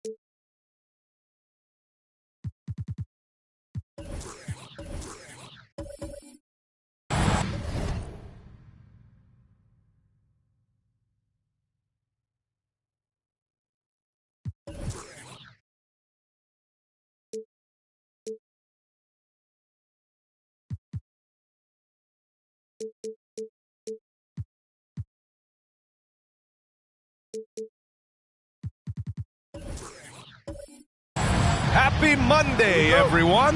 This evening, we bring you the NBA on 2K Sports. This is Brian Anderson, joined courtside by Grant Hill and Clark Kellogg. Our reporter tonight, Allie LaForce. Oh, man, they were in total control, really doing anything they wanted. It was that level of dominance. And, you know, everything seemed to just kind of flow naturally for them. Felt like they were in a groove from the opening tip. So here are the Jazz starting five. Morant with it. Now Whiteside defending. Boy, can't get it to go. Here's Thomas. It's hard not to look at the standings and start thinking about the playoffs already. But Clark, how early do you think is too early to start looking ahead at the postseason? Well, I think you got to play where your feet are. You can't be looking too far ahead if you're a player. It's fun for us to talk about playoff races and potential matchups, but for players and coaches, they've got to be locked into the here and now. And now just over a minute played here in the first. Back to Hero.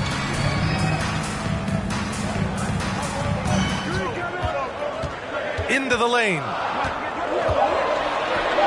Up top Barnes. Over Kispert. Barnes, no good. Coaches loathe empty possessions. You got to be able to hit the easy ones. He launched that one from way outside. 3 points. He has 6. Starting to find his rhythm. He's cooking, and he knows it. And you know what? They're going to keep using him. I mean, he'll be the centerpiece of their offense today. You can bank on that. Now here's Hero. Pass to Griffin. Shoots over Okongwu. Griffin's shot is off. On offense, here's Utah. And here's Morant. Here's Roy. Okongwu inside. Defended by Griffin. From deep, Morant. Not going to go that time. Well, the past few seasons, the Jazz have become serious playoff contenders. You know, B.A., with high expectations, they haven't reached their goal. Now, this franchise definitely has their sights set on the ultimate prize, their first championship. Here's Thomas. And it's good as he snugs it right through the net. You know, this guy can beat you off the dribble. He can beat you off the catch. IT's just a hard guy to defend. The teardrop. And he lays it up and in. About 3 minutes gone in the first quarter. Pass to Barnes. Over Kispert. Here's Whiteside. And good work on the boards as they picked up the second chance points. Activity on the glass. That's a possession that could have gotten away from them. Picked up by Okongwu. Here's Roy for 3. Tries to keep it alive. Back to Morant.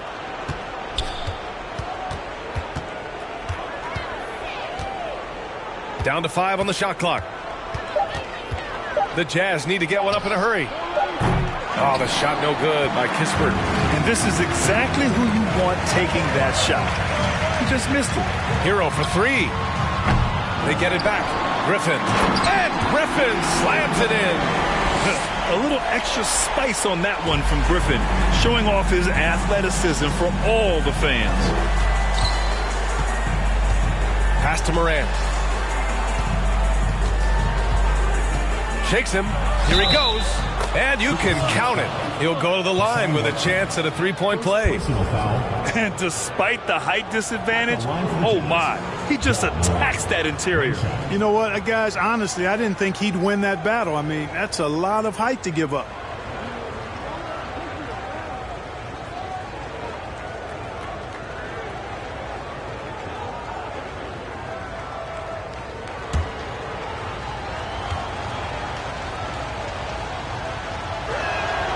The free throw drops for Morant, a unique talent.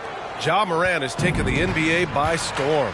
Grant, does Ja remind you of anyone? Well, many people, including Paul George, have compared Ja to a young D. Rose.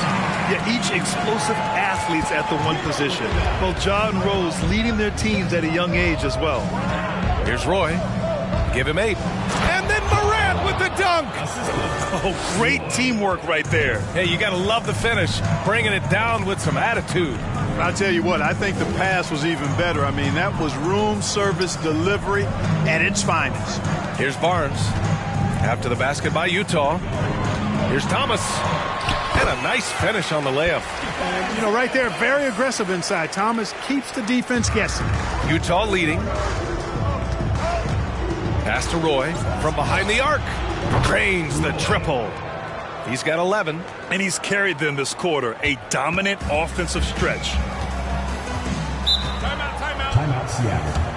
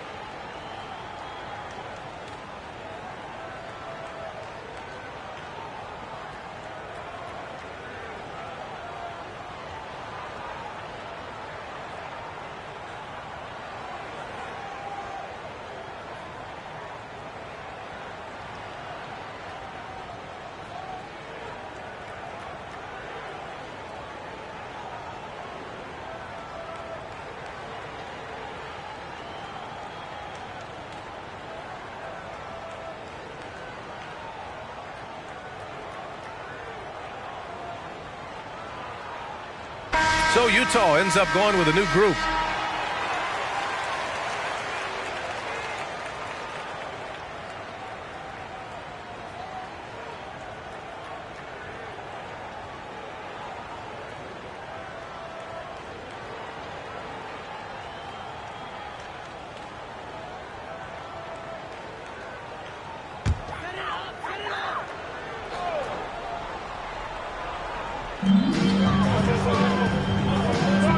Now Anthony.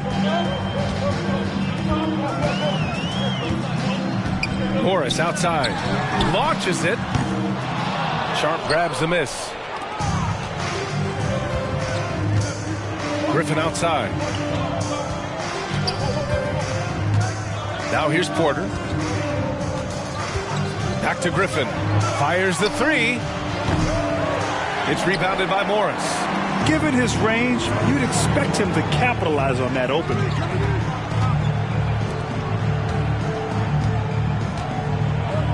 Pass to Jang.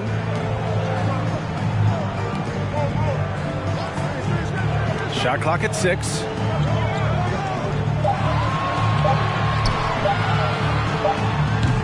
Rebounded by the Jazz. 2 minutes remaining in the first. 2 minutes. Griffin outside.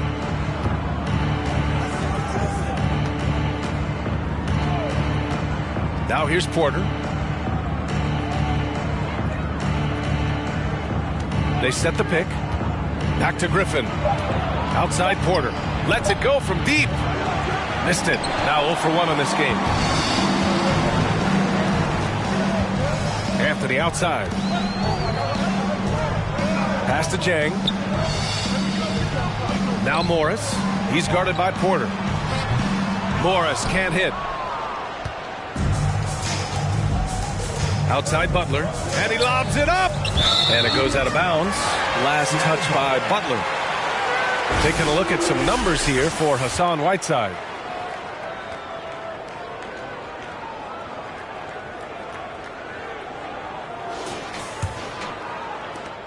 .116 left in the first quarter of the game. Porter against Anthony. Here's Jang. No good from outside. Griffin outside. To the inside. Harrell. And denied. He sends it right off the glass. To the left side wing. Outside Warren. Three-pointer Anthony. And they recover it. There's 37 seconds left in the first. 6 to shoot. And it's Warren missing. That's a decent look for him. He just couldn't convert. Porter with it. Well, he hasn't scored yet, but I'm sure that'll change. Griffin, a screen on Anthony. Porter finds Griffin. Now Harrell. Here's Sharp. Back to Butler. Pass to Harrell. And here's Griffin outside. And that one goes out of bounds. Last touch by Griffin. And that shot was going nowhere thanks to that aggressive swat. And this is exactly why he's out here, in order to block shots in tight games like this.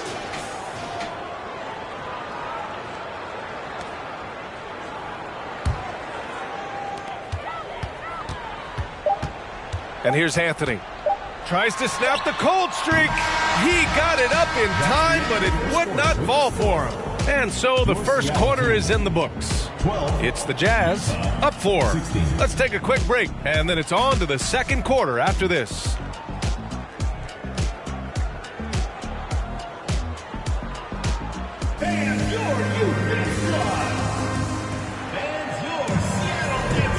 If you're just joining us, we played through one quarter in this one. All right, guys, what do you think about the offensive approach we've seen so far for Utah? Well, in today's NBA, the three-point shot is so valuable. They realize this, and that's why they're continuing to drain as many as they can. One other thing they've done really well, moving the ball around. They've done a nice job not settling for that initial option and making that extra pass. Hassan Whiteside is out there with Griffin. Then there's Scotty Barnes. Then there's Tyler Hero. And it's Thomas in at the 1 spot. Here's Roy. Good. And the setup by Morant. Morant's got 3 assists tonight. And this is how he shines. He's a big part of their floor spacing. And you know what? It's all about the long distance game for him tonight. He's getting it done from out there. And for Utah, here's Roy.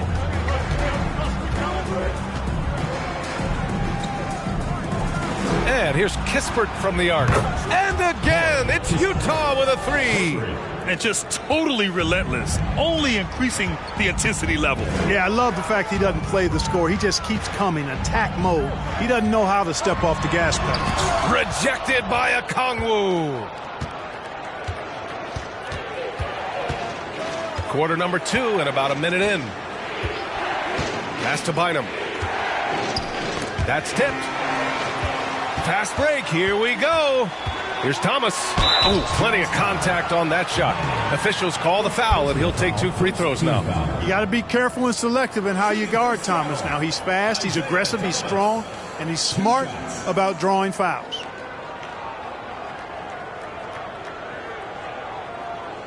Shooting 2.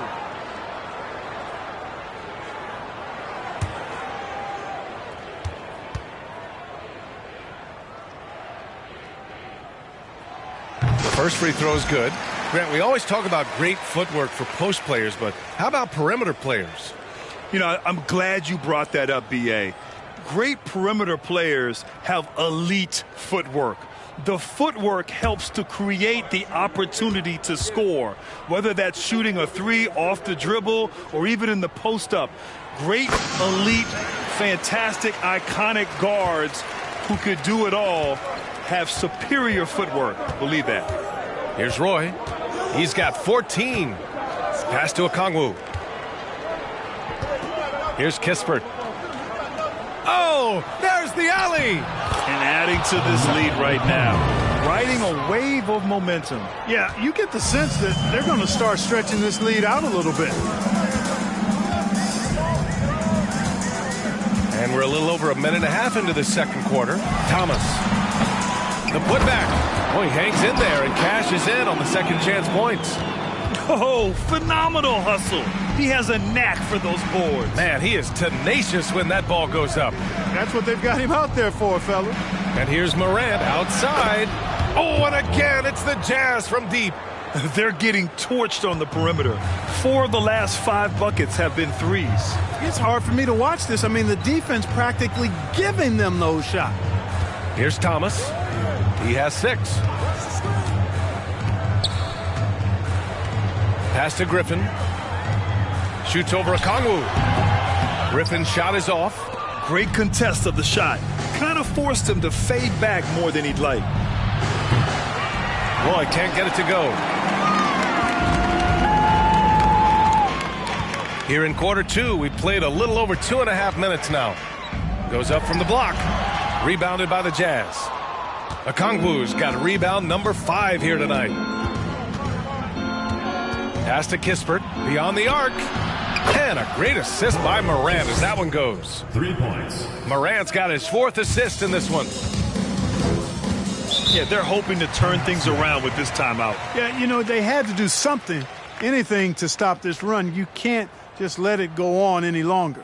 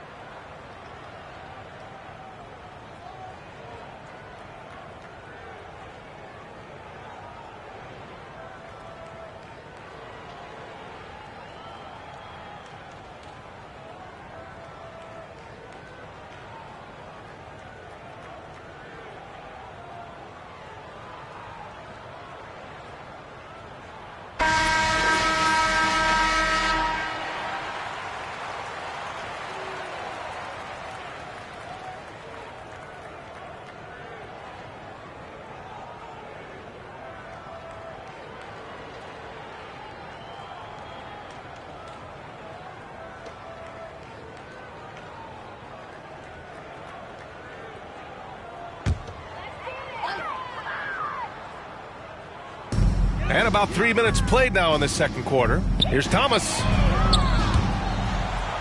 Out of bounds. It'll be Utah's ball. Ball goes to Utah. And here's what the Utah Jazz schedule looks like. On Saturday and on Wednesday, they'll host the Charlotte Hornets.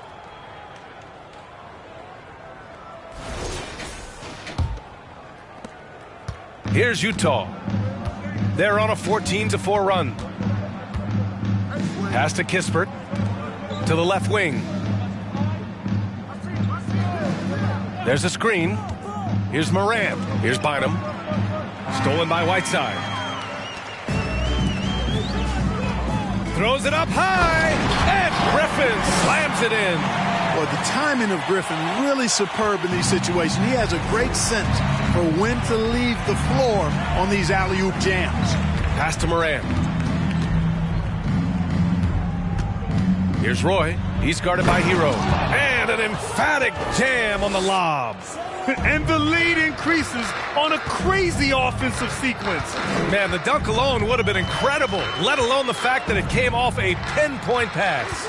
Well, I tell you what, they've got this team just a step away from being completely asleep. Here's Hero. After the basket by Utah. Thomas misses. This has not been his best quarter. You know, guys, it seems to me as though he's over-anxious. He seems to be pressing, trying too hard, moving too fast. Just needs to calm himself down and wait for good shots. Now here's Morant.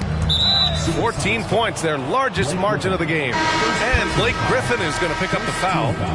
That's his first foul of the game. Sharp, he's checked in for Utah.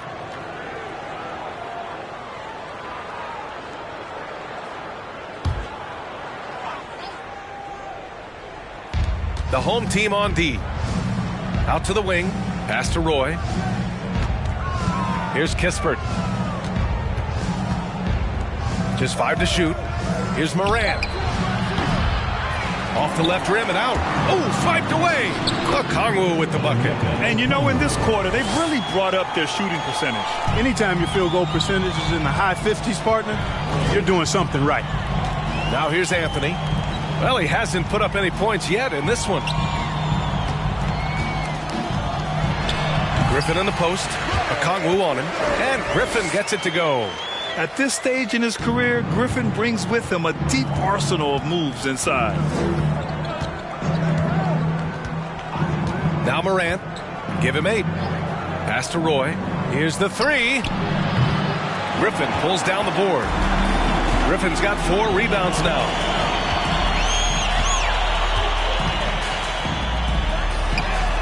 Hits the trifecta. Yeah, an underrated passer. Griffin wants to involve his teammates as much as he can. And Utah has possession. At one point, they led by 16. Pass to Roy. Here's Kispert. This one for 3. Oh, his shooting remains on point. 3 for 4 thus far. That's his third three-pointer now after hitting none in the opening period. Fans, please give a big round of applause. Big Squad.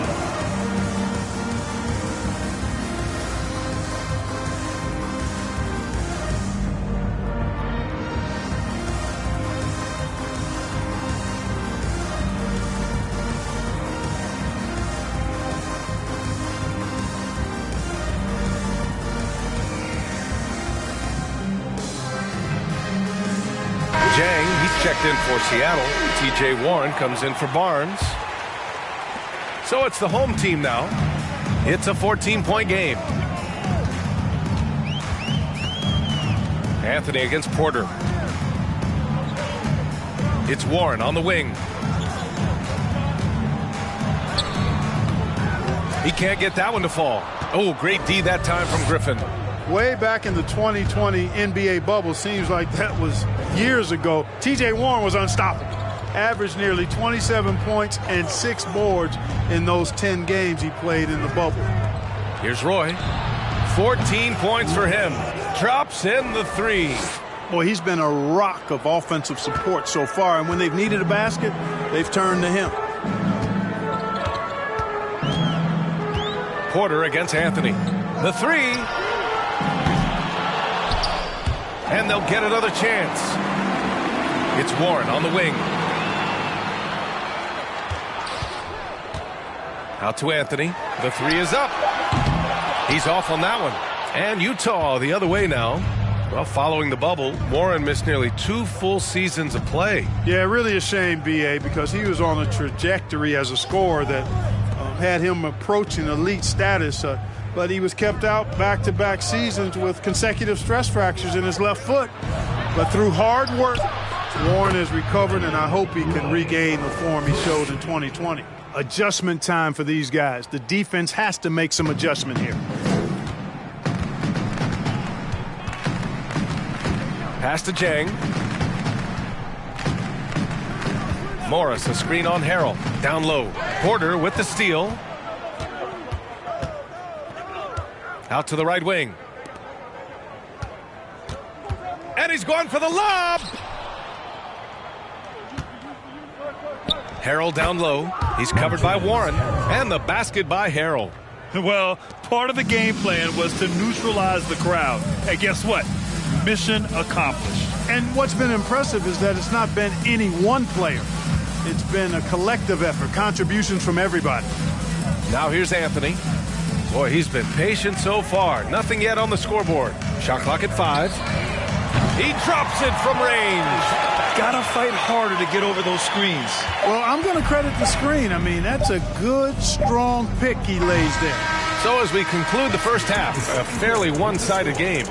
It's the Jazz up 19. And join us right back here after the break for the start of the second half.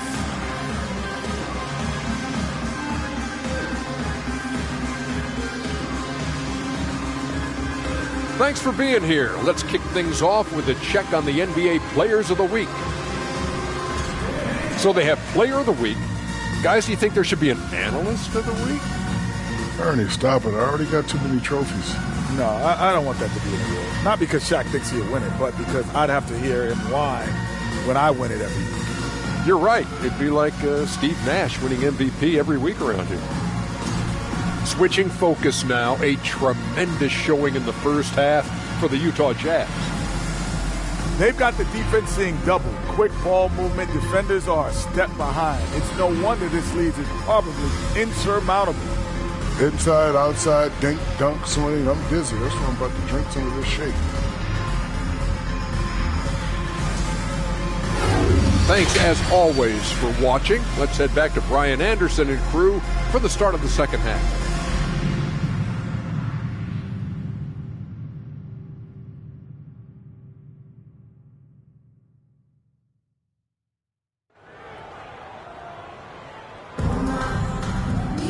And as we dive into the second half, we'll find out if the next two quarters are any different from the first two. So far, it's been a runaway.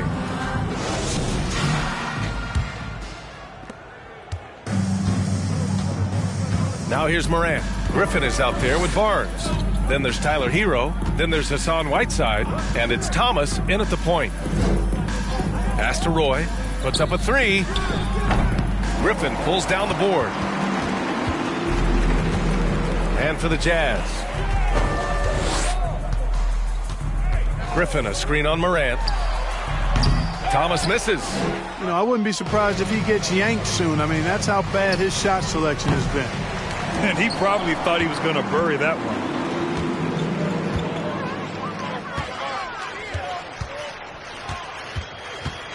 Takes a three. No luck on that one. And Utah will come the other way. 22 was their biggest lead. Pass to Morant. About a minute played here in the second half. Here's Roy. Takes the three. And a great assist by Morant as that one goes. Morant's got 5 assists tonight. In today's game, you can never afford to get beat in the three-point battle. You know, the only way that's going to turn around defensively is by stopping the outside shot, not getting into a shootout. They're not going to out-shootout this team. Now here's Hero. Now quiet so far offensively, searching for his first points of the game. This is just fun. These teams are trading threes back and forth. Nothing like answering back. One team gets 3, you fire 3 of your own. Boom.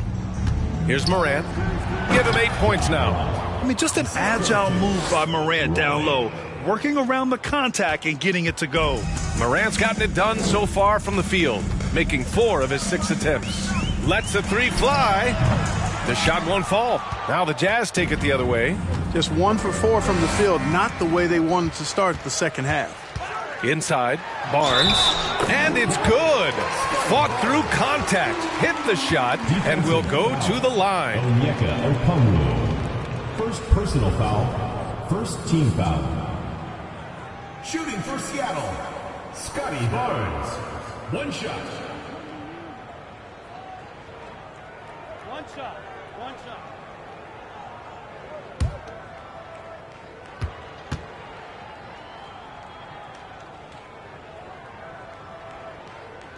And the free throw, no good.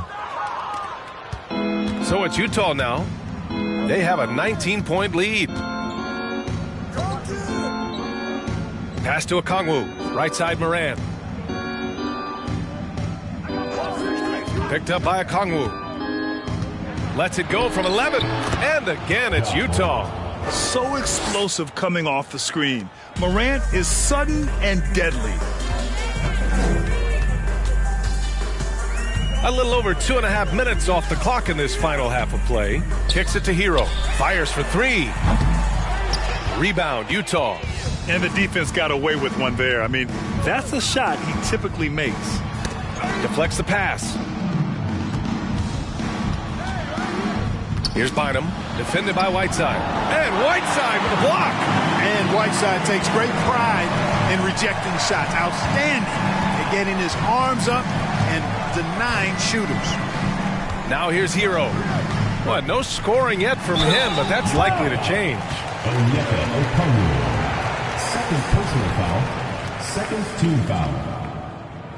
At the line for the Supersonics, Tyler Hero. At the line for 2.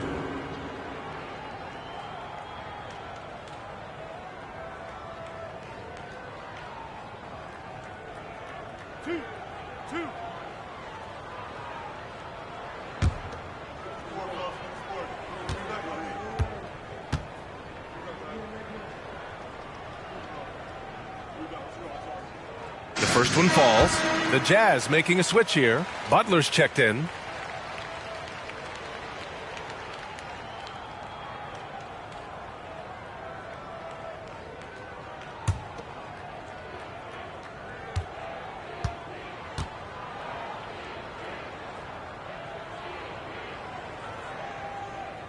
So Hero nails both of them. And players weather some verbal abuse from fans on the road. Clark, we've seen some of them say they'll mirror that energy. What do you think about that? Well, I tell you, it's interesting, Brian. Clearly fans have a right to cheer and say things, but they can't be abusive. And just because you buy a ticket doesn't give you a right to treat the players as if they're not human. And we've seen fans cross the line in that regard. That's unacceptable. As a player, your impact is best felt on the court. So you have to control your emotions, but the fans and the venues have a responsibility to make sure that people who have a ticket act as they should for having that ticket, not feeling as though they can do or say anything they want to the player.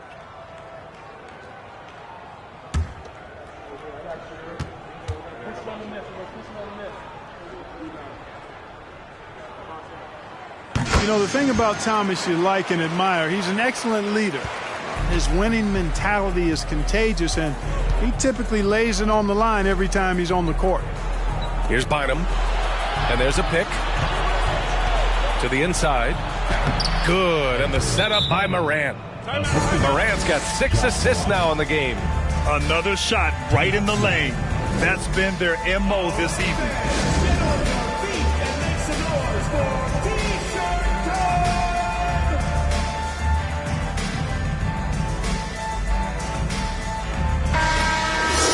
All right, we got a chance now to see how the starters and bench match up scoring-wise tonight for Utah.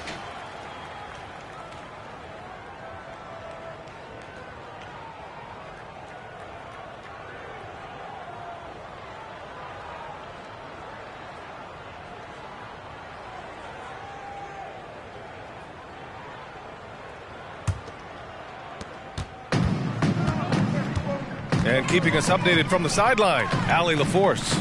Well, the league and the world have endured tremendous challenges in recent years. Commissioner Silver said, quote, "We found a way to keep going under very difficult circumstances. It required enormous diligence. To keep playing throughout the pandemic, we are particularly proud of that." Brian? Hey, the show must go on. Thanks, Allie. Now here's Morant. He's got 12.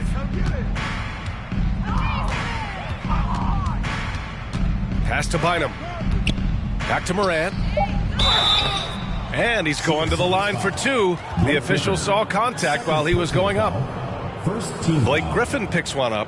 Come on, this kid is electric. Morant draws a lot of fouls with the way he plays. And a moment now to quickly take a look at the offensive approach for the Jazz. What a performance from beyond the arc in this game. Take a break. They stuck to their guns, and it's paid off all game. And another thing they've been exceptional at is their passing. On-target ball movement has gotten them a lot of assists tonight. The free throw drops for Morant.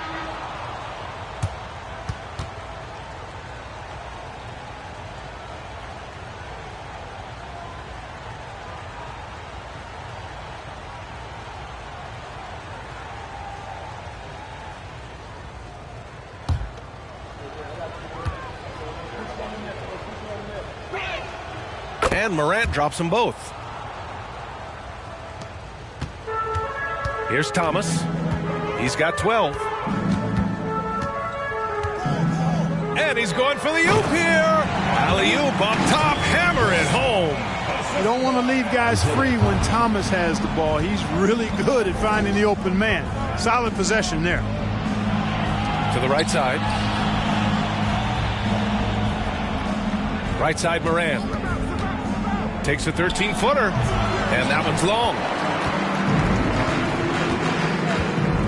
Here's Jang, hounded by Morant. Oh, and a slam dunk by Morris. He knew exactly where his man was going to be. Outstanding lead pass. Outside Porter. Back to Morant. Tipped. Here's Jang. Well, he hasn't put up any points yet in this one. Here's Thomas. Off the mark there with a three. Yeah, just hasn't been able to find his rhythm offensively, and that's having a ripple effect. Outside for Porter. Morant with it. 14 points for him. There's a screen. And then Morant with the dunk. And one move ahead of the defense. A solid pick. And then the monster dunk to complete the play. Well done. Boy, picture-perfect teamwork that time, guys. One guy sacrificing for the other. That's how you succeed in this league. On offense, here's Utah. 22 was their biggest lead. It's stolen by Warren. Left block shot on the way. Count that one. He's got 5. They've now had assists on each of their last 3 buckets. Timeout called. The Jazz. They've been committing a lot of turnovers, and I imagine that's exactly what they're talking about right now. They need to tighten it up.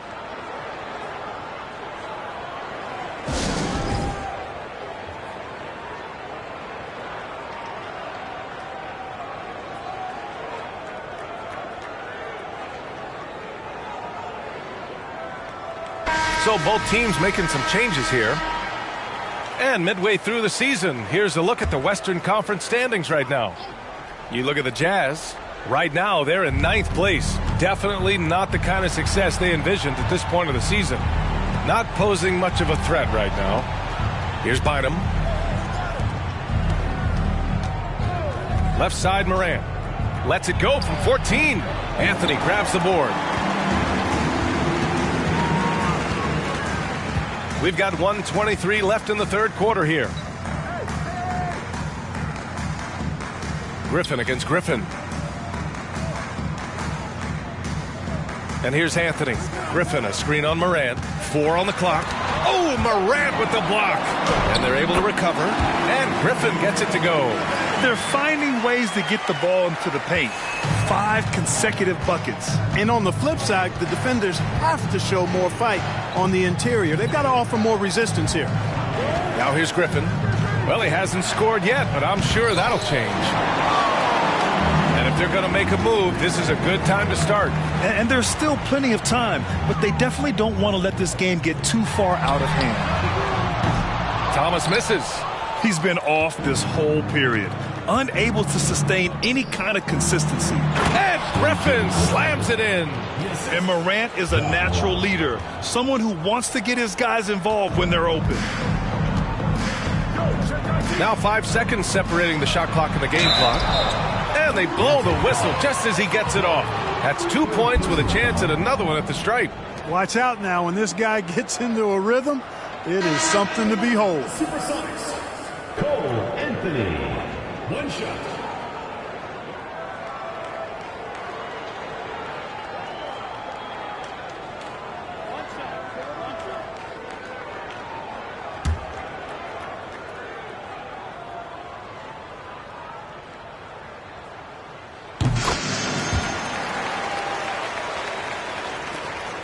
.23 seconds left to play in the third.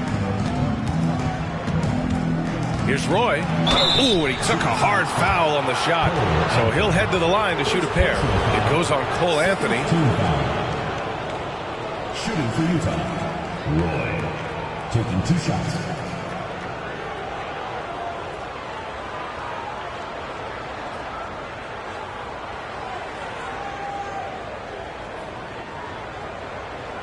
Shooting 2.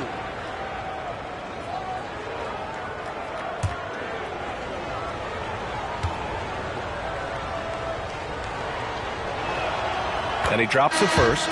All right, the Jazz making a change here.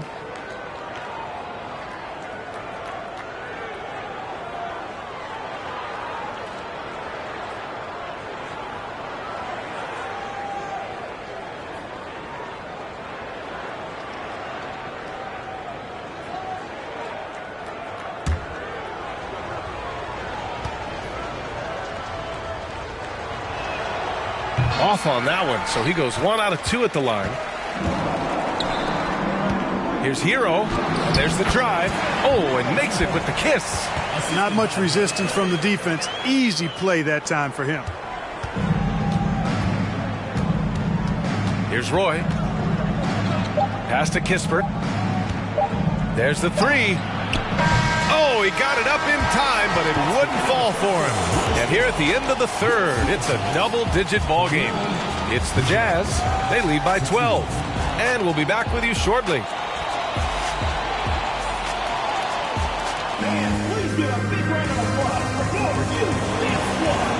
And 1 quarter to go in a game that, to this point, has not been an evenly fought contest.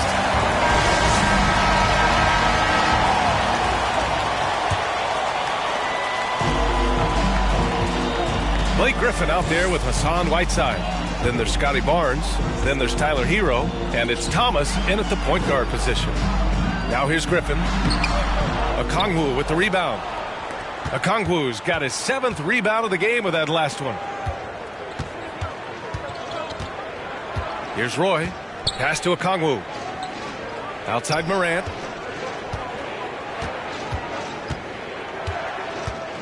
Clock at 6. From downtown, Griffin pulls down the board. Griffin's got 10 rebounds here tonight. So active. After hitting 1 3 in the first half, he's been unable to dial in from deep since then. Now here's Hero. Now Whiteside. Pass to Hero. To the paint. Here's Thomas. That one's good. And it's Barnes with the assist. Barnes has got his 4th assist in this one. Over to the left wing. To the middle. Roy. And he'll draw the foul. He'll head to the line for 2. It is. I mean, no reason to back off and give him the layup. Much better off making him go to the line. At the line for 2.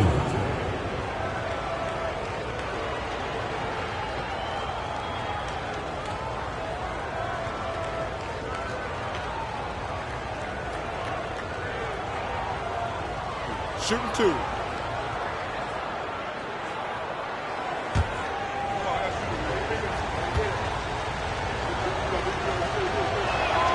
And he knocks down the first one.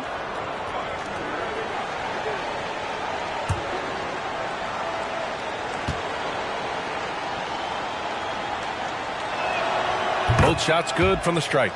And they've been so much more aggressive drawing the whistle here in the second half. And guys, I think it's exactly the right thing to do with the lead. Keep going at defenders and find a way to get yourself to the line. Here's Thomas.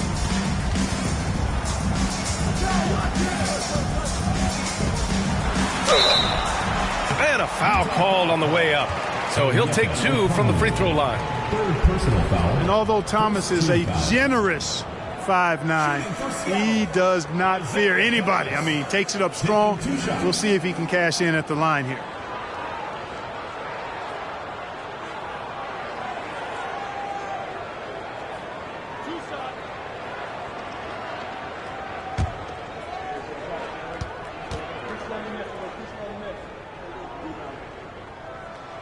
First free throw is good.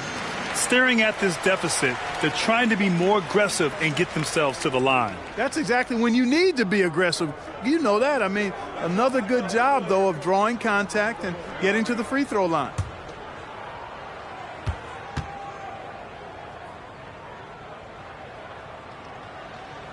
Both good from the line that time. He's as solid as it gets from the line. I mean, give him the opportunity. He's cashing in on those. Final quarter here, and we're just over a minute and a half through it. Pass to Okongwu, and down it goes. Jam that one home. Nice one-handed jam. Simple and effective, B.A. Hey, with the lead, I'm surprised he didn't come up with something a little more creative. Well, I think he did plenty of damage nonetheless. I mean, it was only with one hand, but he still threw that down pretty hard. Here's Thomas, following the bucket by the Jazz. Screen by Griffin. Here's Hero. And he sinks that one, hitting the back of the rim on the way in. And after a rough first half, they're finally finding a nice groove here. And Utah calls time here.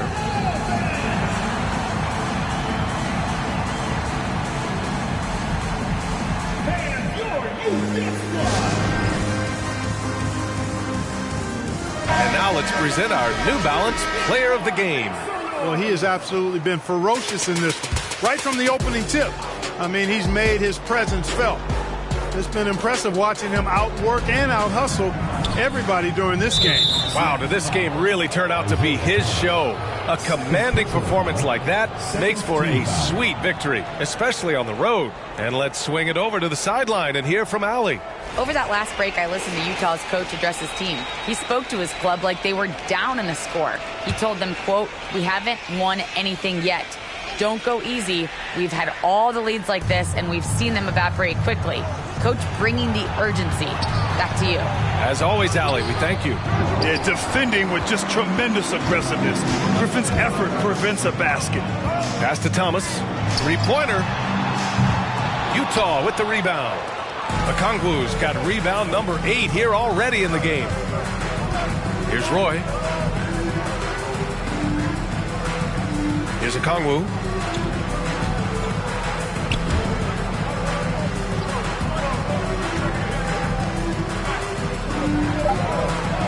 From deep, Morant. It's down. His 7th make in 13 attempts today. 1 this half, 2 for the game. Staying active from beyond the arc. Pass to Whiteside.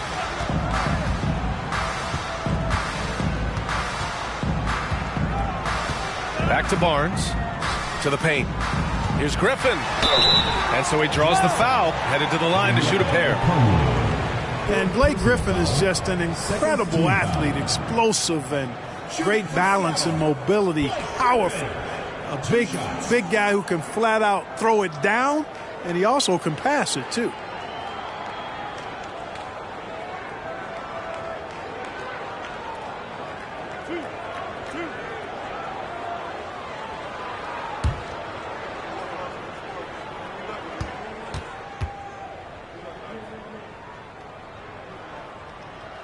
That free throw misses.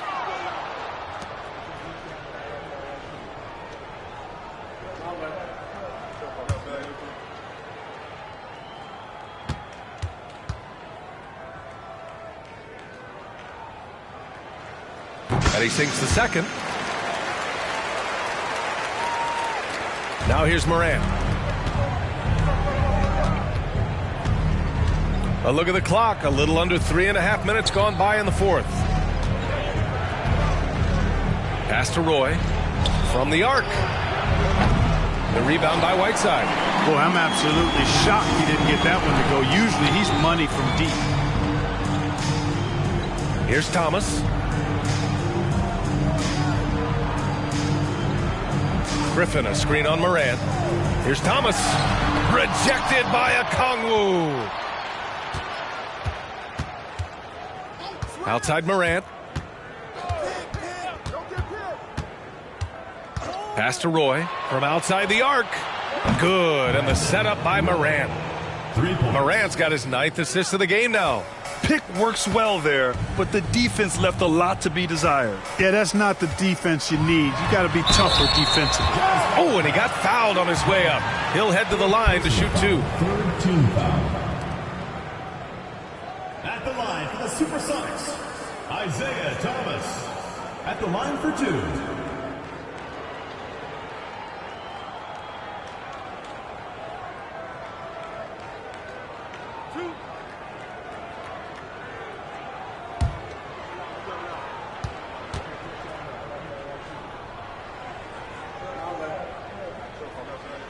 And he makes a first.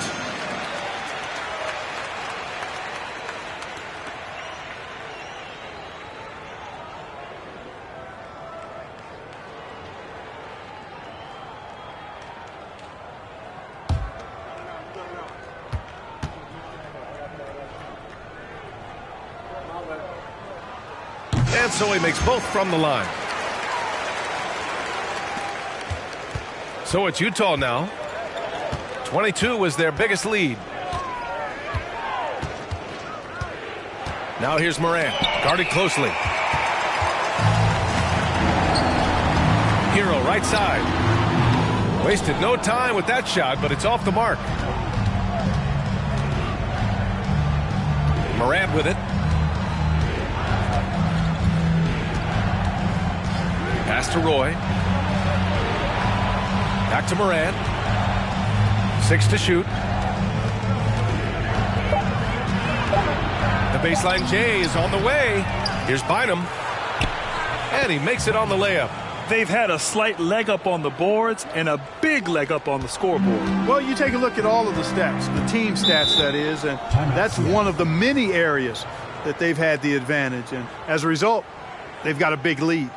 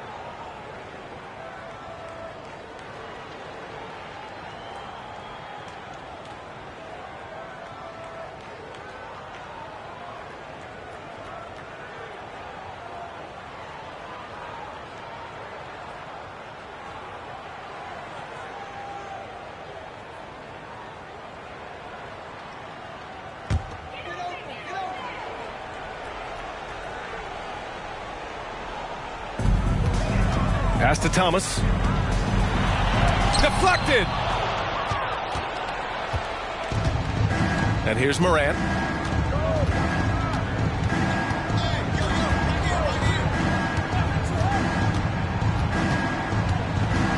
Out to the right wing. 5 on the clock. Picked up by Okongwu. 16 feet out. And it's blocked by Whiteside. And they turn it over. Shot clock violation as the buzzer sounds.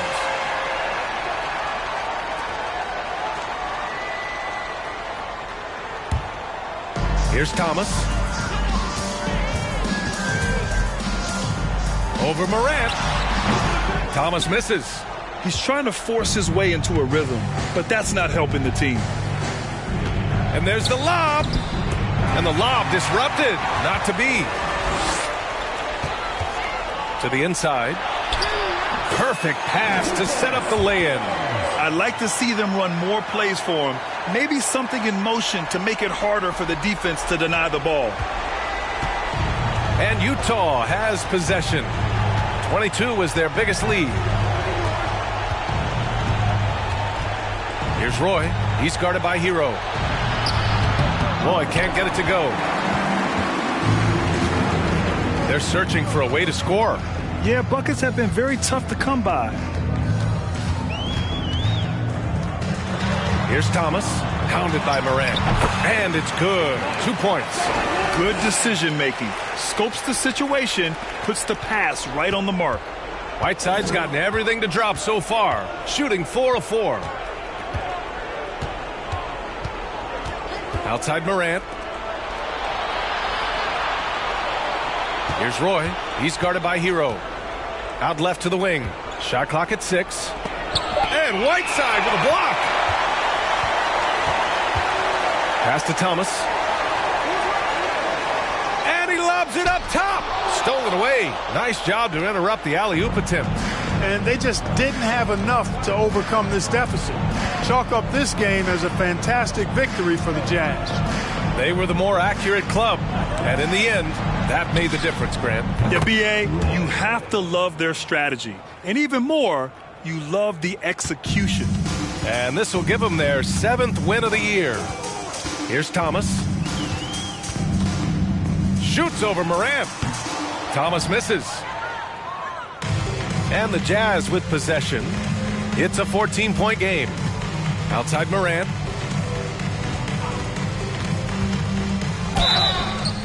And there's a whistle. He'll head to the line to shoot 2. It's on Tyler Hero. What determination from Morant in the paint, getting his shot off despite being fouled. Morant taking 2 shots. Take a break. Take a break. 2 shots.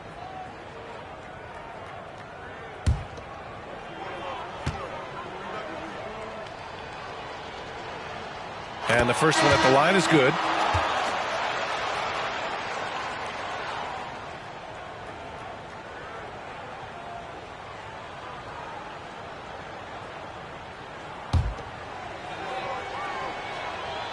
And Morant drops them both. 23 seconds left in the 4th quarter. Pass to Warren. Griffin with it. Okongwu on him. Inside. Here's Whiteside. Sharp grabs the miss.